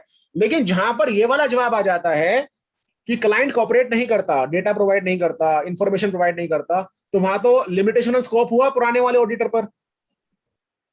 तो अब सवाल ये उठता है कि जो क्लाइंट डेटा प्रोवाइड नहीं करता उसको कैसे रिपोर्ट करें यहां पर? क्या केवल इतना रिपोर्ट कर दें, we report that the issues, objections और concerns raised by preceding auditor via his written reply has been adequately considered by the incoming auditor? केवल इतना रिपोर्ट कर दें या ये भी बताना है? सर एक क्वेश्चन उठता है कि जब हम जगजीत जी का ही नाम ले लेते हैं कि how he can write this in objection letter कि client डाटा नहीं दे रहा when he had audited the balance sheet, और उसमें लिखा है कि we have received all the information in statement. Sir मैं दूसरी बात कर रहा हूं. तभी मैंने पहले फीस का एग्जांपल लिया। मैंने एग्जांपल अब जो लिया ना सर वो ये है कि ऑडिटर ने ड्यूरिंग द ईयर रिजाइन किया, ऑडिट कंप्लीट होने से पहले। अच्छा, क्योंकि अगर आप वाला एग्जांपल होगा ना फिर तो मेरे वाला एग्जांपल अपना खत्म हो जाएगा। हाँ, yes yes sir, yes sir, yes sir. Jagjit ji बोलो आप कुछ कहना चाहेंगे? आप तो ऑडिटर हो, बोलो सर, आप तो जरूर। सर उसमें जो मटेरियलिटी वाला पार्ट है, सपोज कुछ फाइंडिंग ऐसी थी जिसके ऊपर कुछ मुझे एडिशनल इंफॉर्मेशन या डॉक्यूमेंट चाहिए थे, supporting document, just to clarify the thing, just to उसके जो डाउट थे, उसकी जो प्रॉब्लम थी उसको सॉर्ट आउट करने के लिए, and that was very important for the interest of investor of that company. तो वो मुझे प्रोवाइड नहीं किए गए। हाँ, तो वो आपने रिप्लाई में भेज दिया ना राजेश जी को। अब राजेश जी को क्या रिपोर्ट करना है कारों में, ये मुद्दा है। तो आप कहीं पर नोट कर लीजिए सभी के सभी। बीइंग द स्टैट्यूटरी ऑडिटर, पहली गलती हमसे ना हो, मैं गलतियां बता रहा हूं पहले, सही बात तो बता ही दूंगा बाद में। पहली गलती, कारों में आपको ये नहीं बताना कि पिछला ऑडिटर कौन था। तो you will never write that we have considered the issues raised by Jagjit ji. You will not write this kind of name in Caro reporting, number one. Number second, nowhere in the Caro there is a responsibility on the statutory auditor to report that whether he has taken remedial steps or not, vis-a-vis the issues, objections or concerns raised by the outgoing auditor. तो यहाँ पर remedial steps जो आपको लेने हैं उसकी कोई reporting नहीं होगी। केवल रिपोर्टिंग क्या होनी है? That we have considered the issues, objections or concerns sufficiently as per applicable engagement and quality control standards read with Chartered Accountants Act. बात समझ में आती है आपको? तो मेरा ये सबमिशन है आप सब लोगों को, हालांकि गाइडेंस नोट में नहीं लिखा, बट ये मेरा अपना व्यू है कि जो इसकी रिपोर्टिंग करें ना, थोड़ा सा रिपोर्टिंग को एनहांस वर्जन पे करें। हम ये लिखें, we have considered issues, objections or concerns raised by the outgoing auditors in accordance with applicable, तीन चीजें बोल रहा हूं, आप ये नोट करना चाहते तो कर लीजिए, in accordance with applicable engagement and quality control standards and Chartered Accountants Act and Code of Ethics. तो उसका एडवांटेज क्या मिलेगा मुझे कि मेरे जो वर्किंग्स हैं वो कहीं ना कहीं प्रॉपर तरीके से बन पाएंगी मेरे वर्किंग पेपर्स के अंदर। अच्छा, अगली चीज ये ध्यान रखने वाली है, जो भी जगजीत जी ने लिख के दिया आपको कि क्लाइंट डेटा प्रोवाइड नहीं करता था, इसके बाद एक बात तो तय हो गई, क्लाइंट ने कोऑपरेट नहीं किया, लिमिटेशन स्कोप आया। तो अगर आप सैंपल चेकिंग कर रहे हैं तो आपको ये ध्यान रखना है कि अगर आप सैंपल चेकिंग कर रहे हैं, कल को मान लो पीयर रिव्यू होता है आपका, तो पीयर रिव्यू वाला बंदा आएगा तो ये पूछेगा आपसे कि भाई जब पुराने ऑडिटर ने लिख के भेजा कि क्लाइंट कोऑपरेट नहीं करता था तो आपने ऑडिट सैंपलिंग कैसे करी? यहां पर या तो आप ऑडिट सैंपलिंग करेंगे लार्जर सैंपल साइज की, लेकिन आप स्मॉलर सैंपल साइज नहीं ले सकते, क्योंकि अगर आप स्मॉलर सैंपल साइज ले रहे हैं इसका मतलब क्या हुआ? That you are still in the same line front कि क्लाइंट डेटा प्रोवाइड नहीं करता तो मैं भी चेक नहीं कर रहा, मैंने ऐसे ही कहीं ना कहीं ऑडिट कर दिया होगा। So the previous communication could be helpful as a matter of as a matter of indication कि मैंने सैंपल चेकिंग कितना करना है कितना नहीं करना है। ADT 3 फॉर्म आपको पता होगा, ADT 3 फॉर्म फाइल होता है जिसमें ऑडिटर बताता है, जो पुराना ऑडिटर है, कि रीजंस क्या है रेजिग्नेशन के। Now in my experience, even that experience could be with you also, most of the auditors when they resign they are writing a very ambiguous statement, personal reasons, I resign because personal reasons. Now when they are writing personal reasons, पहली बात तो आप सभी के सभी ये लोग note कर लीजिए, ICAI का एक गाइड है, implementation guide on resignation by statutory auditor, उसमें साफ तौर पे मना किया गया है कि जब आप रिजाइन करें तो ये शब्द ना लिखे पर्सनल रीजन, लेकिन फिर भी लोग लिख रहे हैं। अब सवाल ये उठता है राजेश जी कि आपने ADT 3 फॉर्म देखा, उसमें लिखा था पर्सनल रीजंस। अब सवाल उठता है when we are saying personal reasons, जज ने लिखते personal reasons, now I am not able to quantify और assess what was the issue, what was the objection, what was the concern, because the things are personal reasons. और ऐसे ही आपने चिट्ठी भेजी जगजीत जी को, जगजीत जी ने चिट्ठी में भी जवाब ही दे दिया personal reasons.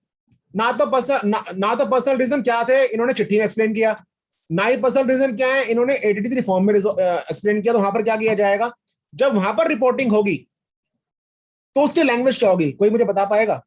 What can be the language at that very time? क्योंकि वहां पर अगर हम ये बोलते हैं ना कि we have considered the issues, objections और कंसर्न्स, तो technically we are writing wrong things. बस पर्सनल रीजंस क्या हो सकते हैं मुझे क्या पता? एटलीस्ट क्लाइंट अगर कोऑपरेट नहीं कर रहा तो मेरे पास एक वजह तो है ना, लिमिटेशन ऑन स्कोप। अब पर्सनल रीजन क्या हो सकता है जगजीत जी गए क्लाइंट के पास, उन्होंने चाय ना पूछा जगजीत सिंह साहब से, पर्सनल रीजन हो गया। जगजीत जी का कन्वेंस का बिल रिइंबर्स ना किया हो, पर्सनल रीजन हो गया। तो अगर मुझे पर्सनल रीजंस का जैसा रीजन मिले तो उस केस में मेरे लिए ये कहना गलत होगा कि I have considered the issues, objections और कंसर्न्स। तो उसको रिपोर्ट कैसे किया जाएगा? सर अब तो एमसीए भी नहीं मानता पर्सनल रीजन पर रेजिग्नेशन। हाँ, नहीं मानता। हाँ, अब तो तो रीजन आप आपको इसमें आप इसमें लिख लीजिएगा कि आपकी जो लैंग्वेज होगी वही होगी। मैं इसके जो वर्ड्स हैं वो यहाँ पर लिख देता हूँ, थोड़ा सा उससे आसानी रहेगी। आप जो रिपोर्ट करें ना, पर्सनल रीजन टाइप कुछ अगर ऐसा आता है तो आप लिखिएगा we report that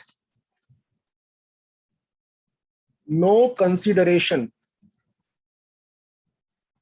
of issues, objections और कंसर्न, मैं शॉर्ट में लिख रहा हूं इसको, इश्यूज, ऑब्जेक्शंस और concerns was possible for us because the predecessor provided no cogent reasons. बात समझ में आती है कोहली साहब? क्लियर हूं? तो जो वर्ड्स है ना कोजेंट रीजंस, ये आप यूज कर सकते हैं। और मेरा व्यू है कि हमें ये वाले वर्ड्स तब यूज करने चाहिए जब इस तरह का कोई वाक्य हो, पर्सनल रीजंस वगैरह का। खैर, तो मैं एक बार प्रिकॉशन आपको फिर से दो दूं, प्रिकॉशन फिर से आपको बता देता हूं, ये वाली गलती ना करें हम, इसलिए मैं प्रिकॉशन बता रहा हूं। जब आप यहाँ पर रिपोर्टिंग करेंगे सेकंड नंबर बुलेट पॉइंट में, तो ये जरूर लिख दीजिएगा कि इट हैज बीन कंसीडर्ड। मैं बल्कि स्क्रीन पर लिख देता हूं ताकि कोई गलती ना हो कहीं पर भी। आप लिख दीजिएगा कंसीडर्ड इन अकॉर्डेंस विद, अब इसमें तीन चीजें मैंने बोली थी, one is engagement and quality control standards, एक चीज CA Act and Code of Ethics, ये तीनों चीजें। राजेश जी वो सबको म्यूट कर दीजिए, शायद किसी का माइक। हाँ, तो ये तीन चीजें आप लिख दीजिएगा। तीन चीजें लिखने से क्या हो जाएगा कि we will be in a better position of reporting. आगे बढ़ते हैं। सर वन स्मॉल थिंग, वो 5 years के बाद is not reappointed, is not a resignation. हाँ, वो तो सर अपने आप में एक देखा जाए तो बाय ऑपरेशन ऑफ लॉ आपको बाहर जाना है ना, तो रेजिग्नेशन है ही नहीं। वो एक बड़ी अच्छी चीज है, कोहली साहब ने जो बोली है, आपको ये जानकारी होगी कि या तो प्रोप्राइटरशिप फर्म होगी या पार्टनरशिप फर्म होगी, एज ऑडिटर या इंडिविजुअल ऑडिटर होगा। तो अगर प्रोप्राइटरशिप फर्म है या इंडिविजुअल ऑडिटर है तो 5 साल के लिए अपॉइंट हो सकता है। पार्टनरशिप फर्म है तो 2 terms of 5 years ईच हो सकता है। तो मान लीजिए पार्टनरशिप फर्म है, उसका एक टर्म कंप्लीट हो गया, उसको ऑफर दिया गया कि आप नेक्स्ट 5 साल भी ऑडिट कर दो, और पार्टनरशिप फर्म कहती है कि नहीं मुझे ऑडिट नहीं करना, तो वो रेजिग्नेशन नहीं है। That is known as unwillingness of getting reappointed, that is not considered as resignation. ये देखिए, ये वाली बात हमने शेड्यूल 3 में भी की थी, आज फिर से इस बात को लेकर आते हैं। Para number 3 sub para number 19 में ऑडिटर को क्या रिपोर्ट करना है, ध्यान दीजिएगा। पहले जो 3 बुलेट पॉइंट्स है खास तौर पे, यानी कि ये वाले बुलेट पॉइंट्स 1, 2 और 3, तो कहा गया on the basis of financial ratios, aging and expected dates of realization of financial assets and payment of financial liabilities, other information accompanying the financial statements, the auditor's knowledge of the board of directors and management plans. I emphasize the words board of directors and management plans. तो मुझे क्या consider करना है, एक बार गौर फरमाइएगा। मुझे consider करना है financial ratios, number 1। Number 2, मुझे कंसीडर करना है ageing analysis of financial assets. Number 3, मुझे कंसीडर करना है ageing analysis of financial liabilities. Number 4, मुझे कंसीडर करना है other information accompanying with the financial statements. इसमें क्या हो सकता है, मेरा डायरेक्टर रिपोर्ट। नंबर 5, मुझे क्या कंसीडर करना है, ऑडिटर की खुद की नॉलेज, किसके बारे में, बोर्ड ऑफ डायरेक्टर्स के प्लान के बारे में या मैनेजमेंट प्लान के बारे में। अभी मैं कमेंट्री नहीं दे रहा हूं, मैंने ब्रेकअप दिया है कि इसके अंदर कौन कौन से कंपोनेंट शामिल है। इन सभी चीजों के बेसिस पर ऑडिटर को ओपिनियन देना है। क्या ओपिनियन देना है, whether the auditors of the opinion that no material uncertainty exists as on the date of audit report, ध्यान दीजिएगा वर्ड क्या है यहाँ पर, as on the date of audit report, not as on the reporting date। तो अगर आप audit report मान लीजिए साइन कर रहे हो 31 जुलाई को, तो ये वाला 31 जुलाई पे कंसीडर करना है आपको मटेरियल अनसर्टेनिटी, 31/3 पे नहीं करना। ये खास बात ध्यान रखने, लोगों में गलत फहमी है कि जो मटेरियल अनसर्टेनिटी है मुझे 31/3 पे चेक करना है। 31/3 नहीं है, डेट ऑफ ऑडिट रिपोर्ट है। And company on this very basis क्या रिपोर्ट करना है कि as on date of audit report क्या कोई मटेरियल अनसर्टेनिटी है कि नहीं, जिसकी वजह से company is capable of meeting its liabilities existing at the balance sheet date as and when they fall due within a period of 1 year from the balance sheet date.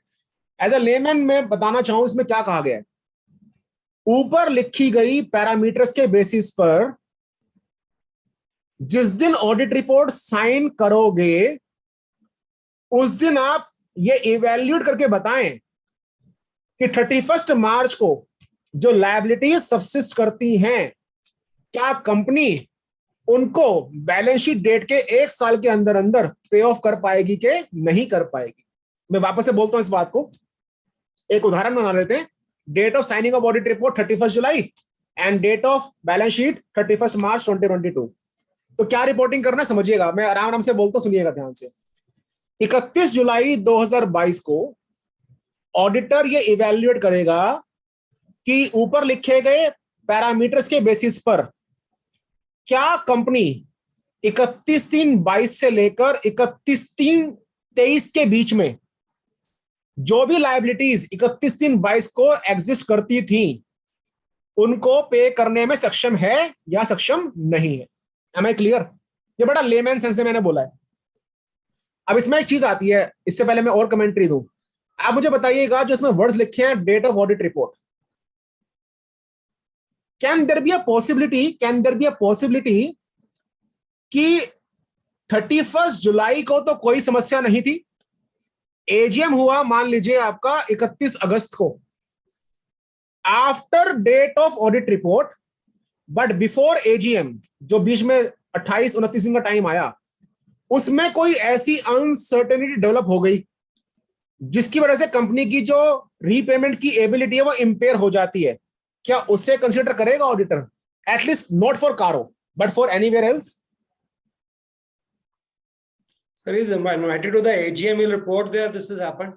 एक तो AGM में report होगा, but sir audit report में कोहली साहब कोई reporting होगी, कारो में तो एटलीस्ट नहीं होगी। Audit report is already been issued. Either it's very material. That is why I'm asking. हाँ, that is why I'm asking question. That is why I'm asking question कि audit report is already issued, but is yet to be uploaded and is yet to be adopted at AGM and is yet to be uploaded at MCA portal. तो अगर उस दौरान कुछ ऐसी uncertainty आ जाए तो क्या कोई जिम्मेदारी है ऑडिटर की? Answer is yes. काफी लोगों को इस बारे में अवेयरनेस नहीं है, आप नोट कर लीजिए, मैं इस पर ज्यादा समय नहीं लूंगा, लेकिन मैंने आपको थीम बता दी है, आप नोट कर लीजिए। SA 560, SA 560 सब्सिक्वेंट इवेंट, तो कभी समय निकालकर आप पढ़िएगा SA 560 सब्सिक्वेंट इवेंट, जिसके अंदर ये बताया गया है कोई अनसर्टेनिटी ऑडिट रिपोर्ट साइन होने के बाद आए लेकिन एजीएम से पहले आए तो उसको डील कैसे करना है। तो यहां पर कोहली साहब रिपोर्टिंग कारो में नहीं होगा, उसका main face of the audit report पे होगा, और वो कैसे होगा उसके बारे में SA 560 हमें देख लेना चाहिए। आप ये भी नोट कर लीजिए, SA 560 में कॉन्सेप्ट आता है dual dating concept, DUAL, dual dating concept, एक बार पढ़िएगा। अब आपके लिए सवाल, जो फाइनेंशियल रेशियोज है कारो में डिफाइंड नहीं है, जो ये एजिंग एनालिसिस है ये भी कारो में डिफाइंड नहीं है, तो कहां से आएगा ये आएगा आपका शेड्यूल 3 से। So if you remember last week seminar मैंने वहां पे बताया था कि कौन कौन से रेशियोज हैं और फॉर्मेट बताया था आपको एजिंग एनालिसिस का। रेशियोज एक बार फिर से देख लीजिएगा आप, कारो में शेड्यूल 3 में ये वाले रेशियोज हैं, 11 रेशियोज हैं। तो इन रेशियोज के बेसिस के ऊपर आपको इवैल्यूएशन करना है। एजिंग एनालिसिस का फॉर्मेट भी शेड्यूल 3 में दे रखा है, उससे इवैल्यूएशन करना है। मुझे इसके बारे में बताइए, लिखा गया knowledge of board of directors and management plans. Companies बनाती है सीएमए डेटा, कंपनीज बनाती है प्रोजेक्ट रिपोर्ट। क्या सीएमए डेटा या प्रोजेक्ट रिपोर्ट यहां पर कवर कर सकते हैं बीओडी एंड मैनेजमेंट प्लान में? Answer is yes. और यहां पर प्रिकॉशन है, मैं बड़ा साफ तरीके से प्रिकॉशन दे दूंगा आपको, आपके नोट कर लीजिएगा मेरी बातों को सुनते सुनते ही। Board of directors and management plans will include many things. One of the thing is CMA data and project report, provisional financial statements. Whenever you're considering these CMA data, provisional statements or project reports, please understand we have one more paragraph, paragraph number 3, sub paragraph number 2. अगर आपको याद हो, कारो में देखा हो, तो paragraph number 3(2) एक नई चीज लेकर आया है, whether the bank has sanctioned working capital limits of 5 crores और मोर। एक तो पॉइंट ये आया, और साथ में क्या है, whether the company was regular और not in filing of quarterly statements and whether it is tallying with the information submitted to the bank and so on. तो आपको ये वहां से कोरिलेट करना होगा। अब इस पे जब मैं आऊंगा डिटेल में बात कर लूंगा, फिलहाल आप इतना नोट कर लो कि when we say BOD and management plans it will include project report, CMA data as well.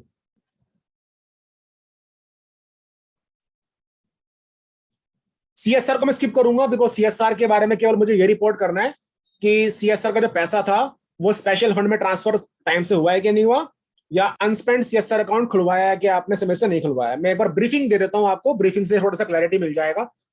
Screen पर लिख देता हूं मैं आपको, बिल्कुल ब्रीफली बता रहा हूं। मेरे पास दो तरह के प्रोजेक्ट्स हो सकते हैं, एक तो हो सकता है ऑनगोइंग प्रोजेक्ट, एक हो सकता है नॉन ऑनगोइंग प्रोजेक्ट। इस बारे में तो जानकारी है ही अपने को। इसका पीरियड क्या होता है मेरा ऑनगोइंग प्रोजेक्ट का, 1 plus less than equal to 3 years. 1 का मतलब क्या हो गया मेरा करंट ईयर, और मैक्सिमम मेरे कितने हो सकते हैं, 3 साल और हो सकते हैं। जो डेफिनेशन है इसमें क्या लिखा गया, अनस्पेंट अमाउंट अगर है आपका, अनस्पेंट अमाउंट अगर है, अनस्पेंट CSR अमाउंट मुझे बोलना चाहिए इधर, अनस्पेंट CSR अमाउंट अगर है तो क्या करना है इसका, मुझे transfer within 30 days from 31st March 2022 to special account. एक तो चीज ये आई थी, दूसरा क्या आया था, use this money in next 3 years, if not so used then transfer such money to special fund within 30 days। यही बात थी। और अगर मान लीजिए आपका नॉन ऑनगोइंग प्रोजेक्ट है तो क्या था इसके अंदर,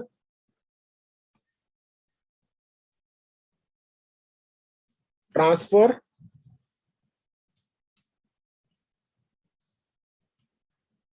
unspent money to special fund within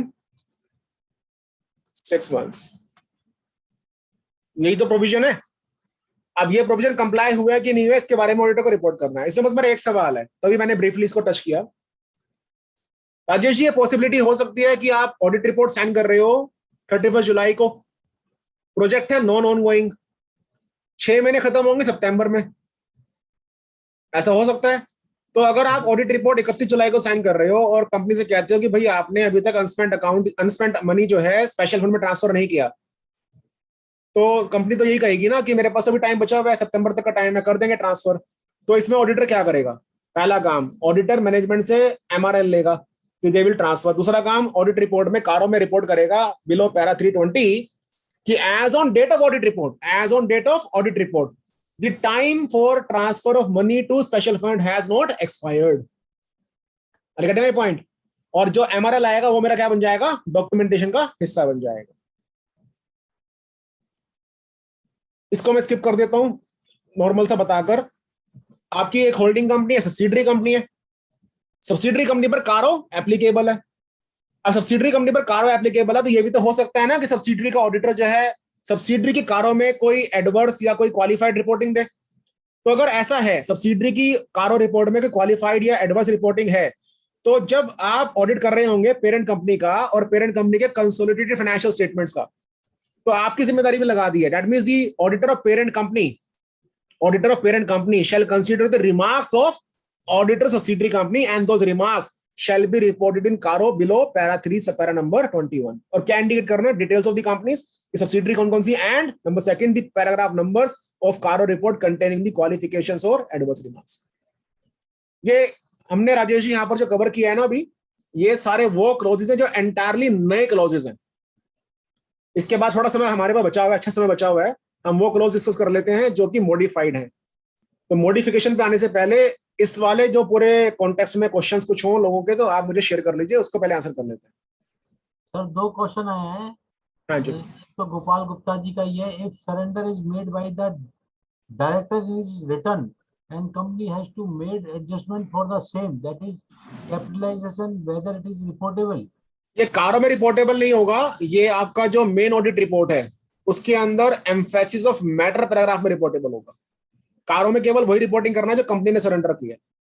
next question Rakesh Jain ji, sir what to be done in case of dispute between management, non passing of board resolution and not cooperating to give proper information. Rakesh ji, आपको ये बताना होगा कि इस question का context क्या है, क्योंकि बोर्ड रेजोल्यूशन किस बारे में है, या प्रॉपर कॉपरेशन किस बारे में नहीं है, ये मुझे इस क्वेश्चन से पता नहीं चल रहा।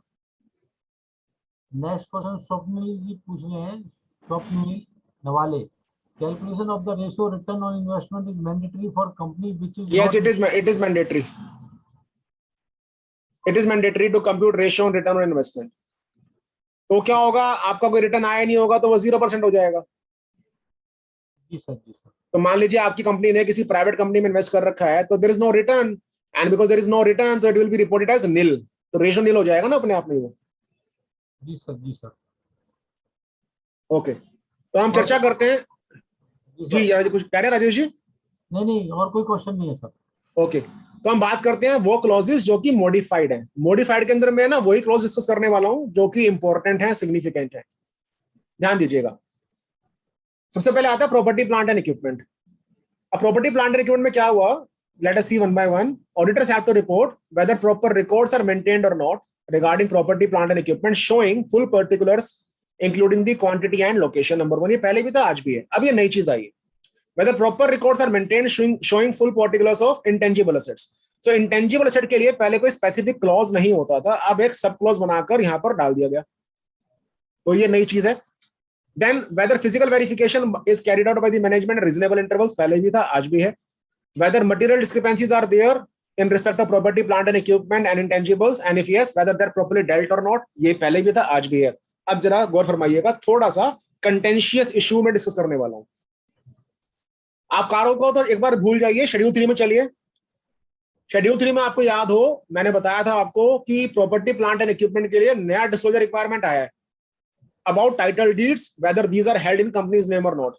और मैंने आपको तब भी बताया था, वही बात मैं भी बताऊंगा, जब भी आप टाइटल डीड के बारे में रिपोर्ट करें, चाहे कारों में रिपोर्ट करें, चाहे शेड्यूल 3 में डिस्क्लोजर करें, हमेशा पहले चेक क्या करना है मुझे, section number 187 of companies act. Section number 187 of companies act says the investments in property, shares etc shall be held in company's name। तो 187 की कंप्लायंस चेक करनी है। अब उसी चीज से आगे बढ़ते हैं। Schedule 3 was disclosure, CARO is reporting by auditor. कहा गया auditors have to report whether title deeds are held in the name of company और not, if not then details thereof. पहले क्या था, ये पैराग्राफ डिटेल्स देयरऑफ पे खत्म हो जाता था, अब क्या ऐड कर दिया गया, इन द फॉर्मेट बिलो। तो फॉर्मेट दे दिया गया, पहले फॉर्मेट नहीं था कोई, फॉर्मेट हर किसी का अपना अपना होता था, फॉर्मेट आ गया। अब यहां पर है कैवेट, ये टाइटल डीड्स कौन सी होंगी, these title deeds are only in respect of property which is immovable and that too as disclosed in the financial statements, other than under duly executed lease arrangement. तो लीज वाली property यहां पर cover नहीं है। अब जरा format देखिए, और फॉर्मेट में मेरे पास एक सवाल है। फॉर्मेट बड़ा नॉर्मल सा लगता है देखने में, लेकिन है नहीं नॉर्मल। पहले क्या देना, डिस्क्रिप्शन ऑफ प्रॉपर्टी। डिस्क्रिप्शन में क्या आ जाएगा, प्रॉपर्टी प्लांट एंड इक्विपमेंट, मान लीजिए लैंड आ जाएगा, बिल्डिंग आ सकता है, इन्वेस्टमेंट प्रॉपर्टी आ सकता है, and so on. Gross carrying value आ जाएगा। ध्यान देने वाली बात है, जो ग्रॉस कैरिंग वैल्यू है, it should match with your fixed asset schedule, और I should say property plant and equipment schedule in the notes to accounts, held in the name of, जिसके नाम में है उसका नाम आ जाएगा, वेदर प्रमोटर, डायरेक्टर और द रिलेटिव। तो जो यहाँ पर आ रहा है हेल्ड इन द नेम, क्या वो प्रमोटर है, डायरेक्टर है, रिलेटिव है, एम्प्लॉई है। अब यहाँ पर एक नोट कर लीजिए प्रिकॉशन, मान लीजिए आपने लिखा held in the name of mister x, और फिर यहां पर आप लिख रहे हो मिस्टर एक्स इज डायरेक्टर, तो यहां पर लिखने से काम नहीं चलेगा, आपके नोट कर लीजिए सभी के सभी। You have to harmonise this reporting with accounting standard 18, और अगर इंडेस है तो इंडेस 24, रिलेटेड पार्टी ट्रांजेक्शंस। तो पहले चेक करना है कि अगर आप यहां पर ये रिपोर्ट कर रहे हो कि यहां पर नाम आ गया मिस्टर एक्स और यहां पर आप लिख रहे हो डायरेक्टर, तो पार्टी बन गई रिलेटेड, तो पहले तो नोट्स टू अकाउंट डिस्क्लोजर होना चाहिए। दूसरा, कारों में आप यहां तो रिपोर्ट कर दोगे, आप एक चीज और नोट कर लीजिए, यहां पर रिपोर्टिंग होने के साथ साथ आपको ये वाली बात रिपोर्ट करनी होगी, कारों के para number 3 sub para number 13 में, आप ये नंबर नोट कर लो, para number 3 sub para number 13। कारों में para number 3 sub para number 13 में रिक्वायरमेंट है कि ऑडिटर रिपोर्ट करे about compliance of RPT transactions, RP transactions. तो जो पार्टी रिलेटेड ट्रांजेक्शंस हैं, क्या वो एज पर कंपनीज एक्ट हुई हैं कि नहीं हुई है, नंबर 1, एंड क्या वो नोट्स टू अकाउंट से प्रॉपर्ली डिस्क्लोज्ड हैं कि नहीं, ये भी ऑडिटर को रिपोर्ट करना है under para 3 sub para number 13। तो para number 3 sub para number 13 को आप यहां से कोरिलेट कर लेंगे। फॉर्मेट में एक ये वाला एरिया जो है ना, ये प्रॉब्लमैटिक है। कहा गया period held indicate range where appropriate, तो कब से लेकर कब तक जो प्रॉपर्टी है वो किसी और के नाम में होल्ड की गई, ये बताएं, पीरियड बताएं। साथ में लिखा गया वेयर एप्रोप्रिएट, रेंज बताना तो बड़ा आसान काम है। और वर्ड लिखा है पीरियड, तो पीरियड हो सकता है डेट टू डेट, पीरियड हो सकता है date to date, month to month, कभी डेट अवेलेबल नहीं है मंथ ही अवेलेबल हो तो मंथ टू मंथ भी हो सकता है, ईयर टू ईयर भी हो सकता है, इन अ वे कोई दिक्कत नहीं है। बट ये क्या लिखा है where appropriate, what is the significance of writing where appropriate? क्योंकि वेयर, देखिए वर्ड क्या लिखा है वेयर एप्रोप्रिएट, वेयर अवेलेबल नहीं लिखा। तो what is the significance of words where appropriate? Any answer? जब तक सोचिए मैं अगले कॉलम पे आ जाता हूं। Reason for not being held in name of company, reason क्या है वो बता दो। ऑल्सो इंडिकेटिव डिस्प्यूट, कोई डिस्प्यूट की वजह से आप इसको अपने नाम में नहीं रख रहे हो तो वो बता दो। बताइए वेयर एप्रोप्रिएट का मकसद क्या हो सकता है? क्योंकि मैं वापस से एम्फसाइज कर दूं, words are where appropriate and not where available. Guidance note में भी कुछ नहीं लिखा इस बारे में खास। सर एप्रोप्रिएट में आई थिंक जो रजिस्ट्रार के पास है उसके पास जो रिकॉर्ड है उस हिसाब से नहीं, जैसे वो कह रहे हैं पीरियड हेल्ड वेयर एप्रोप्रिएट, तो जहां पर वाजिब हो वहां पीरियड बता दो, जहां पर वाजिब ना हो वहां पीरियड ना बताओ। आपका जो जगजीत एग्जाम्पल है वो तो क्या हो गया, अवेलेबिलिटी की बात कर रहे हैं ना। ये तो वाजिब का मतलब क्या हुआ कि ये कह रहे हैं कि अगर वाजिब लगता है आपको तो पीरियड बता दो, वाजिब नहीं लगता है तो मत बताओ। रिपोर्टिंग के पॉइंट ऑफ से ऐसे कह रहे हैं कि अगर वो रिपोर्टिंग के लिए इंपॉर्टेंट है तो उसको उस पीरियड को मेंशन करो। दुआ साहब आपका कोई व्यू? कोई ऐसा एग्जांपल मिल नहीं रहा, तो सोचा बहुत, कुछ मिला नहीं वेयर एप्रोप्रिएट। कुछ हो सकता है ऐसा हो, कुछ अंडर कुछ सीक्रेट हो या कुछ ये बेसिकली वेयर एप्रोप्रिएट कॉन्फिडेंशियलिटी। हाँ, कॉन्फिडेंशियल और नॉट कॉन्फिडेंशियल, जैसे मान लीजिए कोई कंपनी आईबीसी में है या कोई डिस्प्यूट है, देखिए जो ये वेयर एप्रोप्रिएट वर्ड्स है ना, these words where appropriate shall be given the color by the virtue of dispute। अब डिस्प्यूट कैसा होगा वो तो फैक्ट्स पे डिपेंडेंट है। तो मान लीजिए कंपनी में कोई इन्वेस्टिगेशन चल रहा है, एसएफआईओ का, तो जब इन्वेस्टिगेशन चल रहा होता है तो आपको काफी सारी चीजें कॉन्फिडेंशियल रखनी पड़ती हैं। तो वो कहते हैं कि अगर ऐसा लगता है आपको कि ये पीरियड बता देने से इन्वेस्टिगेशन प्रोसीडिंग में कोई दिक्कत आ सकती है तो ठीक है मत बताओ पीरियड रेंज। तो that will depend upon case to case basis. मैं यहाँ पर जो बात कहना चाह रहा हूँ ना मेन वो ये है, please don't mix up the words where appropriate with the words where applicable, where available.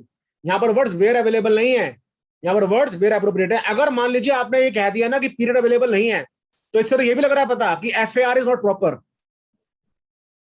तो ये खास बात हमें ध्यान रखनी है कि कभी भी ये ना लिखे कि पीरियड अवेलेबल नहीं है, क्योंकि इससे हम ये कह देंगे इनडायरेक्टली या डायरेक्टली कह देंगे शायद कि एफएआर इज नॉट प्रॉपर, और साथ में फिर शायद हम ये भी इंडिकेशन दे रहे हैं कि there is a weak internal controls और financial reporting. Are you getting my point? और इससे चैलेंज बहुत सारे आ जाते हैं अकॉर्डिंगली। आगे बढ़ते हैं।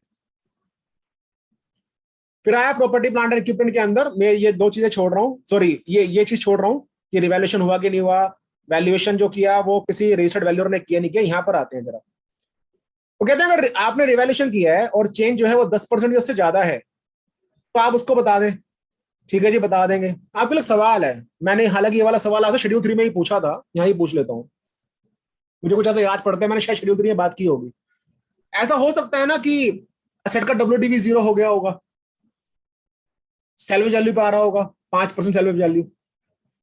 No, there could be some asset whose WDV is 0 and is limited to salvage value only, but the company is still using it।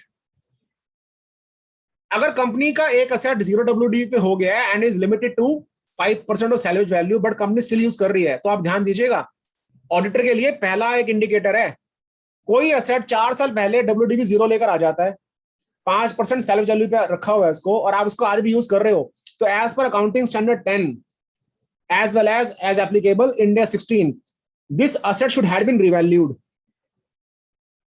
क्योंकि एएस कहता है कि आपको यूजफुल लाइफ ऑफ एसेट हर साल कम से कम रिव्यू करनी है। अगर एक एसेट का WDV 0 हो चुका है और आपको यूज कर रहे हो इसका मतलब क्या है, the asset is still having life potential, and if it is having a life potential it is still going to be consumed in years to come। it is an indication कि आप उसका रिवैल्यूएशन करवाएं। तो auditor तो पहले क्या करेगा, ये रेड फ्लैग देगा कंपनी को कि मैं क्वालिफाई कर दूंगा आपकी रिपोर्ट या जो भी चीजें बनेंगी, क्योंकि आपका सेट रिवैल्यू होना चाहिए, आपने किया ही नहीं है। अब मान लो कंपनी कहता है कि मुझे रिवैल्यू नहीं करना, तो बेचना है मुझे, तो फिर आप कहेंगे कि अगर बेचना है तो इसको पीपी से निकालो और क्लासिफिकेशन क्या करो, asset held for disposal, non current asset held for sale. तो एक तो खास बात हमें ये ध्यान रखनी है। अगला एक नया जो खास इसमें पॉइंट आया वो ये आया, whether any proceedings initiated or are pending against the company for holding any Benami property under Benami Transactions Prohibition Act and the rules made thereunder has been appropriately disclosed in financial statements. तो यहाँ पर एक बार याद करिए schedule 3 में requirement है कि जो बेनामी प्रॉपर्टी है उसकी डिटेल्स आपको बतानी है. आपके लिए सवाल है, क्या मैं ये कह सकता हूं कि this reporting will be applicable only when the benami property is disclosed in financial statements? क्या मुझे ये सेंटेंस बोलना चाहिए? ठीक है सेंटेंस ये. I repeat my question. Can we say that this reporting about Benami property in Caro is applicable only when the company has disclosed the details of Benami property in financial statements? क्या ये कहना चाहिए? देखिए दो हिस्से हैं इसके. पहला हिस्सा क्या है? Proceedings initiated or are pending against the company. Then क्या लिख रहे हैं? If so, whether the company has appropriately disclosed the details in financial statement. तो दो रिपोर्टिंग करनी है. क्या कंपनी के खिलाफ या कंपनी ने अपने आप को बचाने के लिए, दो ही तरीके हो सकते हैं. तो कंपनी के खिलाफ प्रोसीडिंग होगी या कंपनी डिफेंस में होगी किसी अपील में. बेनामी प्रॉपर्टी के खिलाफ या बेनामी प्रॉपर्टी को बचाने के लिए कोई प्रोसीडिंग चल रहा है? हाँ चल रहा है. तो क्या उसका प्रॉपर डिस्क्लोजर नोट्स में है कि नहीं, ये मुझे रिपोर्ट करना है. आपके लिए सवाल उठता है, व्हेन वी से प्रोसीडिंग इनिशिएटेड और पेंडिंग, तो एडजुडिकेशन ऑफिसर ने शो कोज नोटिस इशू कर दिया, क्या हम कह सकते हैं this is the proceeding initiated? Answer is yes. दूसरा सवाल, बेनामी प्रोसीडिंग शुरू हो जाती है और कंपनी ने अपने आप को डिफेंड करने के लिए एक हायर फोरम पे कोई अपील वगैरह फाइल कर दी, तो क्या हम ये कह सकते हैं कि proceedings are pending? Answer again is yes. So both ways we have to see companies defensive mode और adjudication officer attacking mode, both are reportable here. और रिपोर्टिंग के साथ मुझे क्या देखना है कि क्या उसके बारे में कंपनी ने फाइनेंशियल्स में प्रॉपर्ली डिस्क्लोज किया है कि नहीं किया है. आगे बढ़ते हैं. ये वाला क्वेश्चन देखिए जरा, इसका जवाब दीजिए. Let us take a situation, the companies RSC limited CARO is applicable. बड़ा ध्यान से समझिएगा इस क्वेश्चन को, इतना आसान क्वेश्चन नहीं है, दिखने में लगेगा आसान है. कंपनीज आरएससी लिमिटेड एंड कारो is applicable because it's a public company. अब हुआ क्या, RSC limited invested in the shares of LMN Limited by paying a consideration of rupees 10 lakhs, but such shares have been held in the name of Mr. R, the director of RSC Limited. तो क्या किया, RST ने LMN Limited के share से पैसा लगाया, लेकिन जो रजिस्टर्ड शेयर होल्डर है वो किसको बनाया? मिस्टर आर को. अब क्या हुआ, किसी ने कंपनी के मन में ये बात डाल दी कि जो आपने इन्वेस्टमेंट किया ना बेनामी है. तो कंपनी ने क्या किया, किसी लीगल कंसल्टेंट को एंगेज किया और उससे ओपिनियन मांगा. So in that very sense, what happened? The legal consultant of RSC Limited is of the opinion that such investment is Benami property under Benami law. तो लीगल कंसल्टेंट ने RST को ये अपना view दिया कि मेरे हिसाब से तो ये बेनामी बनता है. कंपनी ने आपके पास आकर कहा, ऑडिटर साहब, हमारे जो वकील हैं उन्होंने ये ओपिनियन लिख के दिया है कि ये बेनामी बनता है. तो सवाल उठता है कि weather it is reportable under कारो एंड ऑब्लिक और मेन ऑडिट रिपोर्ट. दो चीजें देखिएगा यहां पर ध्यान से. मैंने दो सवाल पूछे आपसे कि जो लीगल ओपिनियन आया ये कारो में रिपोर्टेबल होगा या मेन ऑडिट रिपोर्ट में रिपोर्टेबल होगा या दोनों जगह रिपोर्टेबल होगा? ये कारो में तो रिपोर्टेबल प्रोसीडिंग्स नहीं है, प्रोसीडिंग्स आर नॉट. प्रोसीडिंग नहीं है तो कारो में रिपोर्टेबल नहीं होगा. बिल्कुल सही जवाब. कारो में रिपोर्टेबल नहीं होगा, लेकिन ये मेन ऑडिट रिपोर्ट में रिपोर्टेबल होगा सर. मेन ऑडिट रिपोर्ट, हाँ उस केस में तो बिल्कुल होगा. हाँ, मेन ऑडिट रिपोर्ट में रिपोर्टेबल हो सकता है, आप इसको नोट कर लीजिए. कारो में तो देखिए रिपोर्टेबल नहीं है, ठीक है. और जो मेन ऑडिट रिपोर्ट है इसमें रिपोर्टेबल है. अब इसके लिए जो रीजंस हैं वो रीजंस मैं यहां पर लिख देता हूं, आपको रेफर करना पड़ेगा. SA 250 plus SA 500 plus SA 620. इसके अंदर क्या थीम है आपकी? Using the work of expert. इस थीम के बेसिस के ऊपर आपको ये इवैल्यूएशन करना पड़ेगा. तो आपको जब समय मिले, अगर मान लीजिए आपके क्लाइंट के साथ कोई ऐसा कोई ओपिनियन आया है, तो आपको ये 3 स्टैंडर्ड्स फोकस करते हुए मेन ऑडिट रिपोर्ट में रिपोर्टिंग करना होगा. गाड़ियां तो जनरली डायरेक्टर्स के नाम पे होती हैं बहुत सारे केसेस में.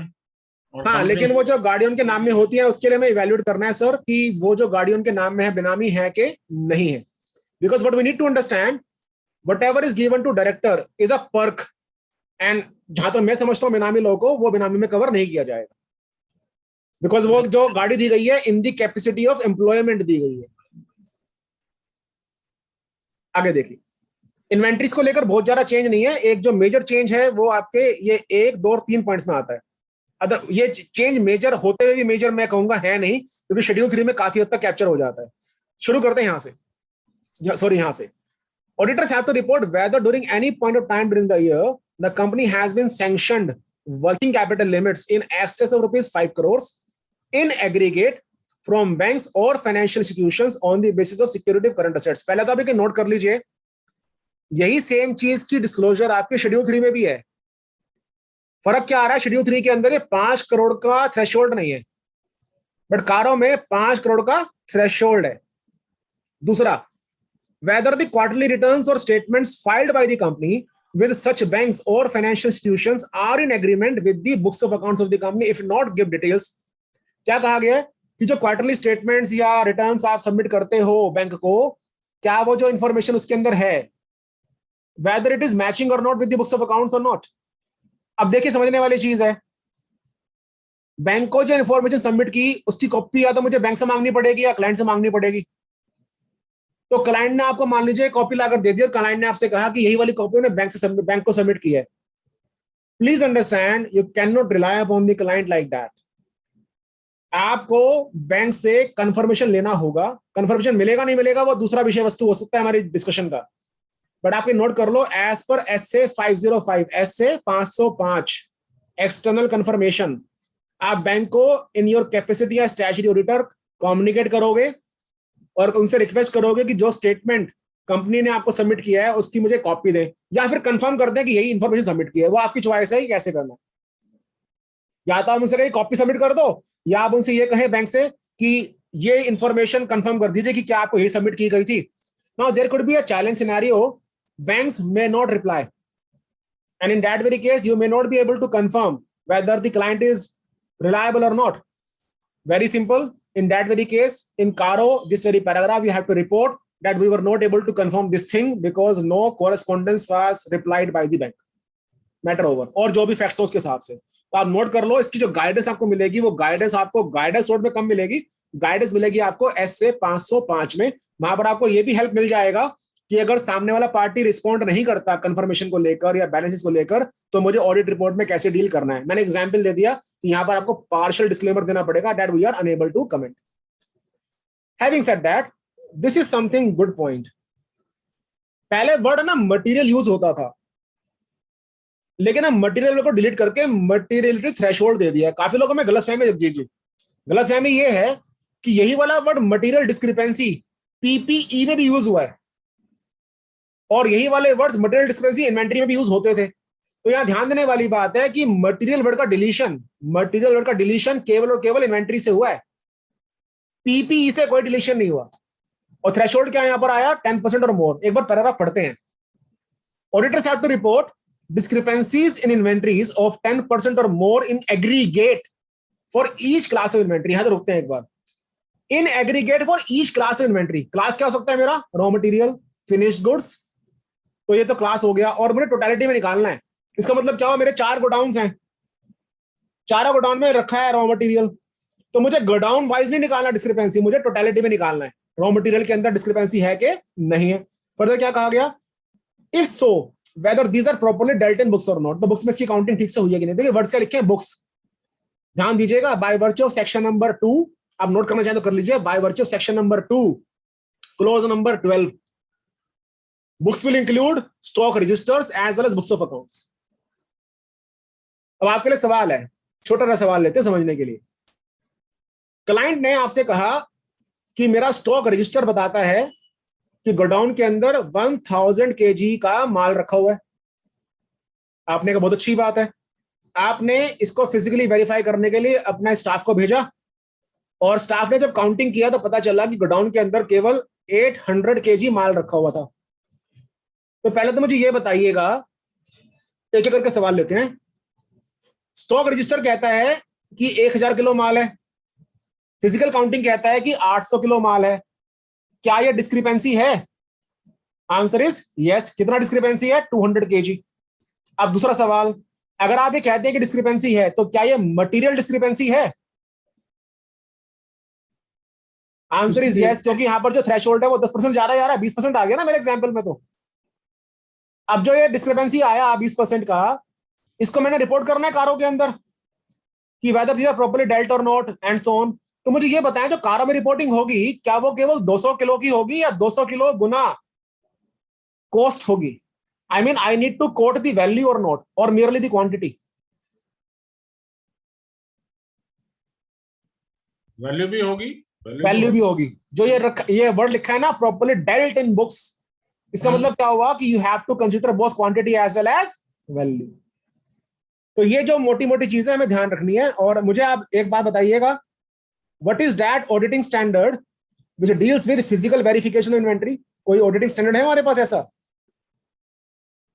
आप नोट कर लीजिए, ऐसे 501 501 ऐसे 501 gives you the guidance about physical verification inventory। तो जब आप मटेरियल डिस्क्रिपेंसी की बात करते हैं, उसको कंप्यूट करने के लिए, उसको असेस करने के लिए, इवैल्यूएट करने के लिए, take the help of SA 501। तो राजेश जी, मेरी तरफ से मोटी मोटी चीजें तो यही है। कोई सवाल लोगों के पूछ लीजिए। मैं वो क्लोजेस नहीं पकड़ रहा हूं जो बिल्कुल छोटे छोटे क्लोजेस हैं, सेल्फ एक्सप्लेनेटरी हैं। जो मुश्किल क्लोजेस हैं वो मैंने कोशिश की है 2 घंटे में जितना मैक्सिमम कवर कर सकता हूँ। कोई क्वेरीज हो तो आप पूछ लीजिए, या मेरे पास अगर समय तो बता दीजिए, मैं और भी कवर कर सकता हूँ। तीन क्वेश्चन है सर। हाँ जी। एक पहला है विनोद गोयल जी का, एक property in the name of company but occupied by the ex director, what should be done? Vinod Goyal ji, मैं इसमें अजम्पशन ले रहा हूँ। अगर आपको लगता है कि मेरा अजम्पशन गलत है तो आप मुझे करेक्ट कर दीजिएगा। या मैं 2 अजम्पशन ले रहा हूँ। पहला अजम्पशन कि एक्स डायरेक्टर के पास जो कंपनी की प्रॉपर्टी है, ये कंपनी की इजाजत से है कि आप जब तक रहना चाहें रह सकते हैं। तो अगर कंपनी की इजाजत से ये ऐसी प्रॉपर्टी है एक्स डायरेक्टर के पास, और ये under the terms of employment है, तो कोई प्रॉब्लम नहीं है। अगर ये under the terms of employment नहीं है, it is known as wrongful occupation of property. और रॉन्गफुल ऑक्यूपेशन की प्रॉपर्टी के लिए आपको कंपनी लॉ के अंदर देखना पड़ेगा सेक्शन नंबर 452। तो प्राइमरीली जो प्रॉपर्टी गलत तरीके से डायरेक्टर के पास है कंपनी की इजाजत के बावजूद भी, तो that will be reportable, not as benami but on the main face of the audit report. Company की कुछ प्रॉपर्टीज ऐसी हैं जो कि एक्स डायरेक्टर्स के पास है, तो कारों में रिपोर्टिंग नहीं होगी इसकी रिपोर्टिंग जो होगी मेन फेस में होगी। ये कारों में तो काउंटिंग तक की ही है। तो विनोद जी, अगर रॉन्गली ऑक्यूपाइड है ना, तो आपको section number 452 of companies act में एक तो रिकवरी के लिए बात करनी पड़ेगी, court has the power to get this property recovered, और main face of the audit report पे रिपोर्टिंग भी होगा। और हाँ, एक चीज और, जो इस तरह की प्रॉपर्टीज हैं, इन नोट्स टू अकाउंट्स आपको ये बताना पड़ेगा कि सम ऑफ द प्रॉपर्टी, जो भी प्रॉपर्टी होगी, that is not in the possession of company and is in the possession of ex director. वो फैमिली मैटर हो या ना हो, उससे फर्क नहीं पड़ता विनोद जी। जो कंपनी लॉ के अंदर फैमिली वाली कोई बात नहीं है इस चीज को लेकर। Next question Rajesh ji. तरुण मलिक जी पूछ रहे हैं, sir do you mean sub judice matter of property then period not report? Tarun Malik ji, sub judice का मतलब यहाँ पर ये हुआ, 2 sub judice matters like SFI investigation where they themselves are not allowing you to disclose the range, वहां पर आप इसको छिपा सकते हो। छिपा नहीं कहना चाहिए, वहां पर आप इसको ना बताएं चलेगा। मुझे छिपावट नहीं बोलना चाहिए, वहां पर आप इसको डिस्क्लोज नहीं करेंगे चलेगा। चलिए, कई बार ऐसा होता है ना, कुछ जैसे मान लीजिए जेट एयरवेज का एग्जाम्पल लीजिए, प्रॉपर्टी हो सकता है कि किसी के प्रोमोटर के नाम में हो, लेकिन चल रहा है इन्वेस्टिगेशन, तो इन्वेस्टिगेटर को लगता है कि अगर ये वाली बात बता दी गई कि प्रॉपर्टी कब से किसी के नाम में है, तो इट में हैम्पर इन्वेस्टिगेशन प्रोसेस, तो आप उस टाइम पर नहीं बताएंगे तो चलेगा। हरे कृष्ण गुप्ता जी पूछ रहे हैं, can it be possible to explain NBFC applicability in CARO? मतलब हरे कृष्णा जी शायद ये पूछना चाह रहे हैं कि एनबीएफसी पर कारो कैसे एप्लीकेबल है, ये बताऊं? जी। अगर तो सर देखिए, एनबीएफसी मल्लापुरम फाइनेंस लिमिटेड है तो कारो हमेशा एप्लीकेबल हो गया, क्योंकि पब्लिक लिमिटेड कंपनी है। मान लीजिए एनबीएफसी है मल्लापुरम फाइनेंस प्राइवेट लिमिटेड, तो जो शर्तें हमने देखी थी ना प्राइवेट लिमिटेड की, 4 शर्तें देखी थी, उसके हिसाब से मुझे देखना पड़ेगा कारो एप्लीकेबल है कि नहीं है। उदाहरण के लिए, मल्लापुरम फाइनेंस प्राइवेट लिमिटेड का अगर loan payable to bank 1 crore से ऊपर है तो कारो एप्लीकेबल हो जाएगा। नेक्स्ट क्वेश्चन है महेश कुमार मदन जी का, valuation of stock not done in books on quarterly basis, how to report in CARO? Sir ध्यान से समझने वाली बात है, जो कारो की रिपोर्टिंग है ना, वो कुछ और मांग रही है आपसे। वो कह रहा है आपसे, whether quarterly returns or statements filed by company with such banks or financial institutions are in agreement with the books of accounts। तो हो सकता है ना कि जो आपने स्टेटमेंट सबमिट किया उसमें तो वैल्यूएशन दिया होगा ना एक, और जो एनुअल वैल्यूएशन आ रहा है उसके अंदर Q1 valuation, Q2 valuation, Q3 valuation, Q4 valuation, उसी का डिफरेंस तो आएगा। वो जो डिफरेंस आएगा वही आपको यहाँ पर बताना है। वो डिफरेंस किस वजह से आ सकता है? वो डिफरेंस आ सकता है because of fluctuation in prices, वो डिफरेंस आ सकता है because of NRV, which you might have taken something different for bank purposes and for books purposes NRV is different.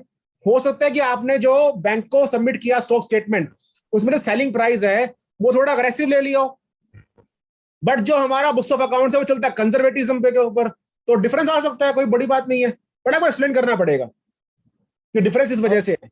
Next question Rakesh Grover ji का है, what about land allotted on letter of allotment but the conveyance deed of the title deed has still not been executed in the name of company. तो sir जो title deed वाली यहाँ बात है ना, उसको यहाँ पर रिपोर्ट करना पड़ेगा, because land is allotted and title deed is not in your name, तो उसका रीजन आ जाएगा that it is in the process of getting titled in the name of company, तो रिपोर्टिंग तो उसकी होगी। Okay sir, thank you very much. Now I request Anand Duaji for a formal vote of thanks. Over to Anand Duaji. Thank you Rajesh ji. Kamal ji तो हमेशा और as always ही is a great speaker, और कमाल की अथॉरिटी है इनकी, कमाल की कमांड है इनकी एसेज के ऊपर, सेक्शंस के ऊपर, and how he correlates with all this things, that is commendable, marvellous. So we would like to hear you again and again. एक चीज मैं पूछना चाह रहा था, वो फिर मेरे ख्याल मिस हो गई, कि मेन ऑडिट रिपोर्ट में भी कुछ चेंजेस हैं दैट वी हैव उसमें कोई चेंज नहीं है, मेन ऑडिट रिपोर्ट में कोई चेंज नहीं है, but additional points are to be reported. Sir उसको फिर हम ये कह सकते हैं कि मेन ऑडिट रिपोर्ट में there is no change as far as auditing standards are concerned, but there are changes as far as regulatory requirements are concerned. और रूल 11 में चेंजेस आए हैं। हाँ, कुछ तीन हाँ, रूल 11 में चेंजेस आए हैं, क्लोज नंबर ई उसमें आ गया है, ऑडिट ट्रेल वाला क्लोज तो अब डेफर कर दिया गया। हाँ, बाकी आएंगे। बाकी रिपोर्ट जो मतलब आप कह लीजिए जो रिपोर्टिंग है ना, वो रिपोर्टिंग पास थ्रू एंटिटीज के बारे में आ गई है। हाँ, वो तो thank you very much, you have clarified everything. और फिर अभी तो एक दो और सेमिनार करने हैं इन चीजों के ऊपर, जैसे जैसे डेवलपमेंट्स होती हैं, जैसे जैसे प्रॉब्लम्स आएंगी, हम आपको फिर तकलीफ देंगे। Most welcome sir, always been very great and very helpful. Thank you, very sir. Much. Thank you. Thank you sir, thank you very much. Thank you, sir. Rajesh ji इजाजत है। अरे sir, thank you Okay. very much. Sir good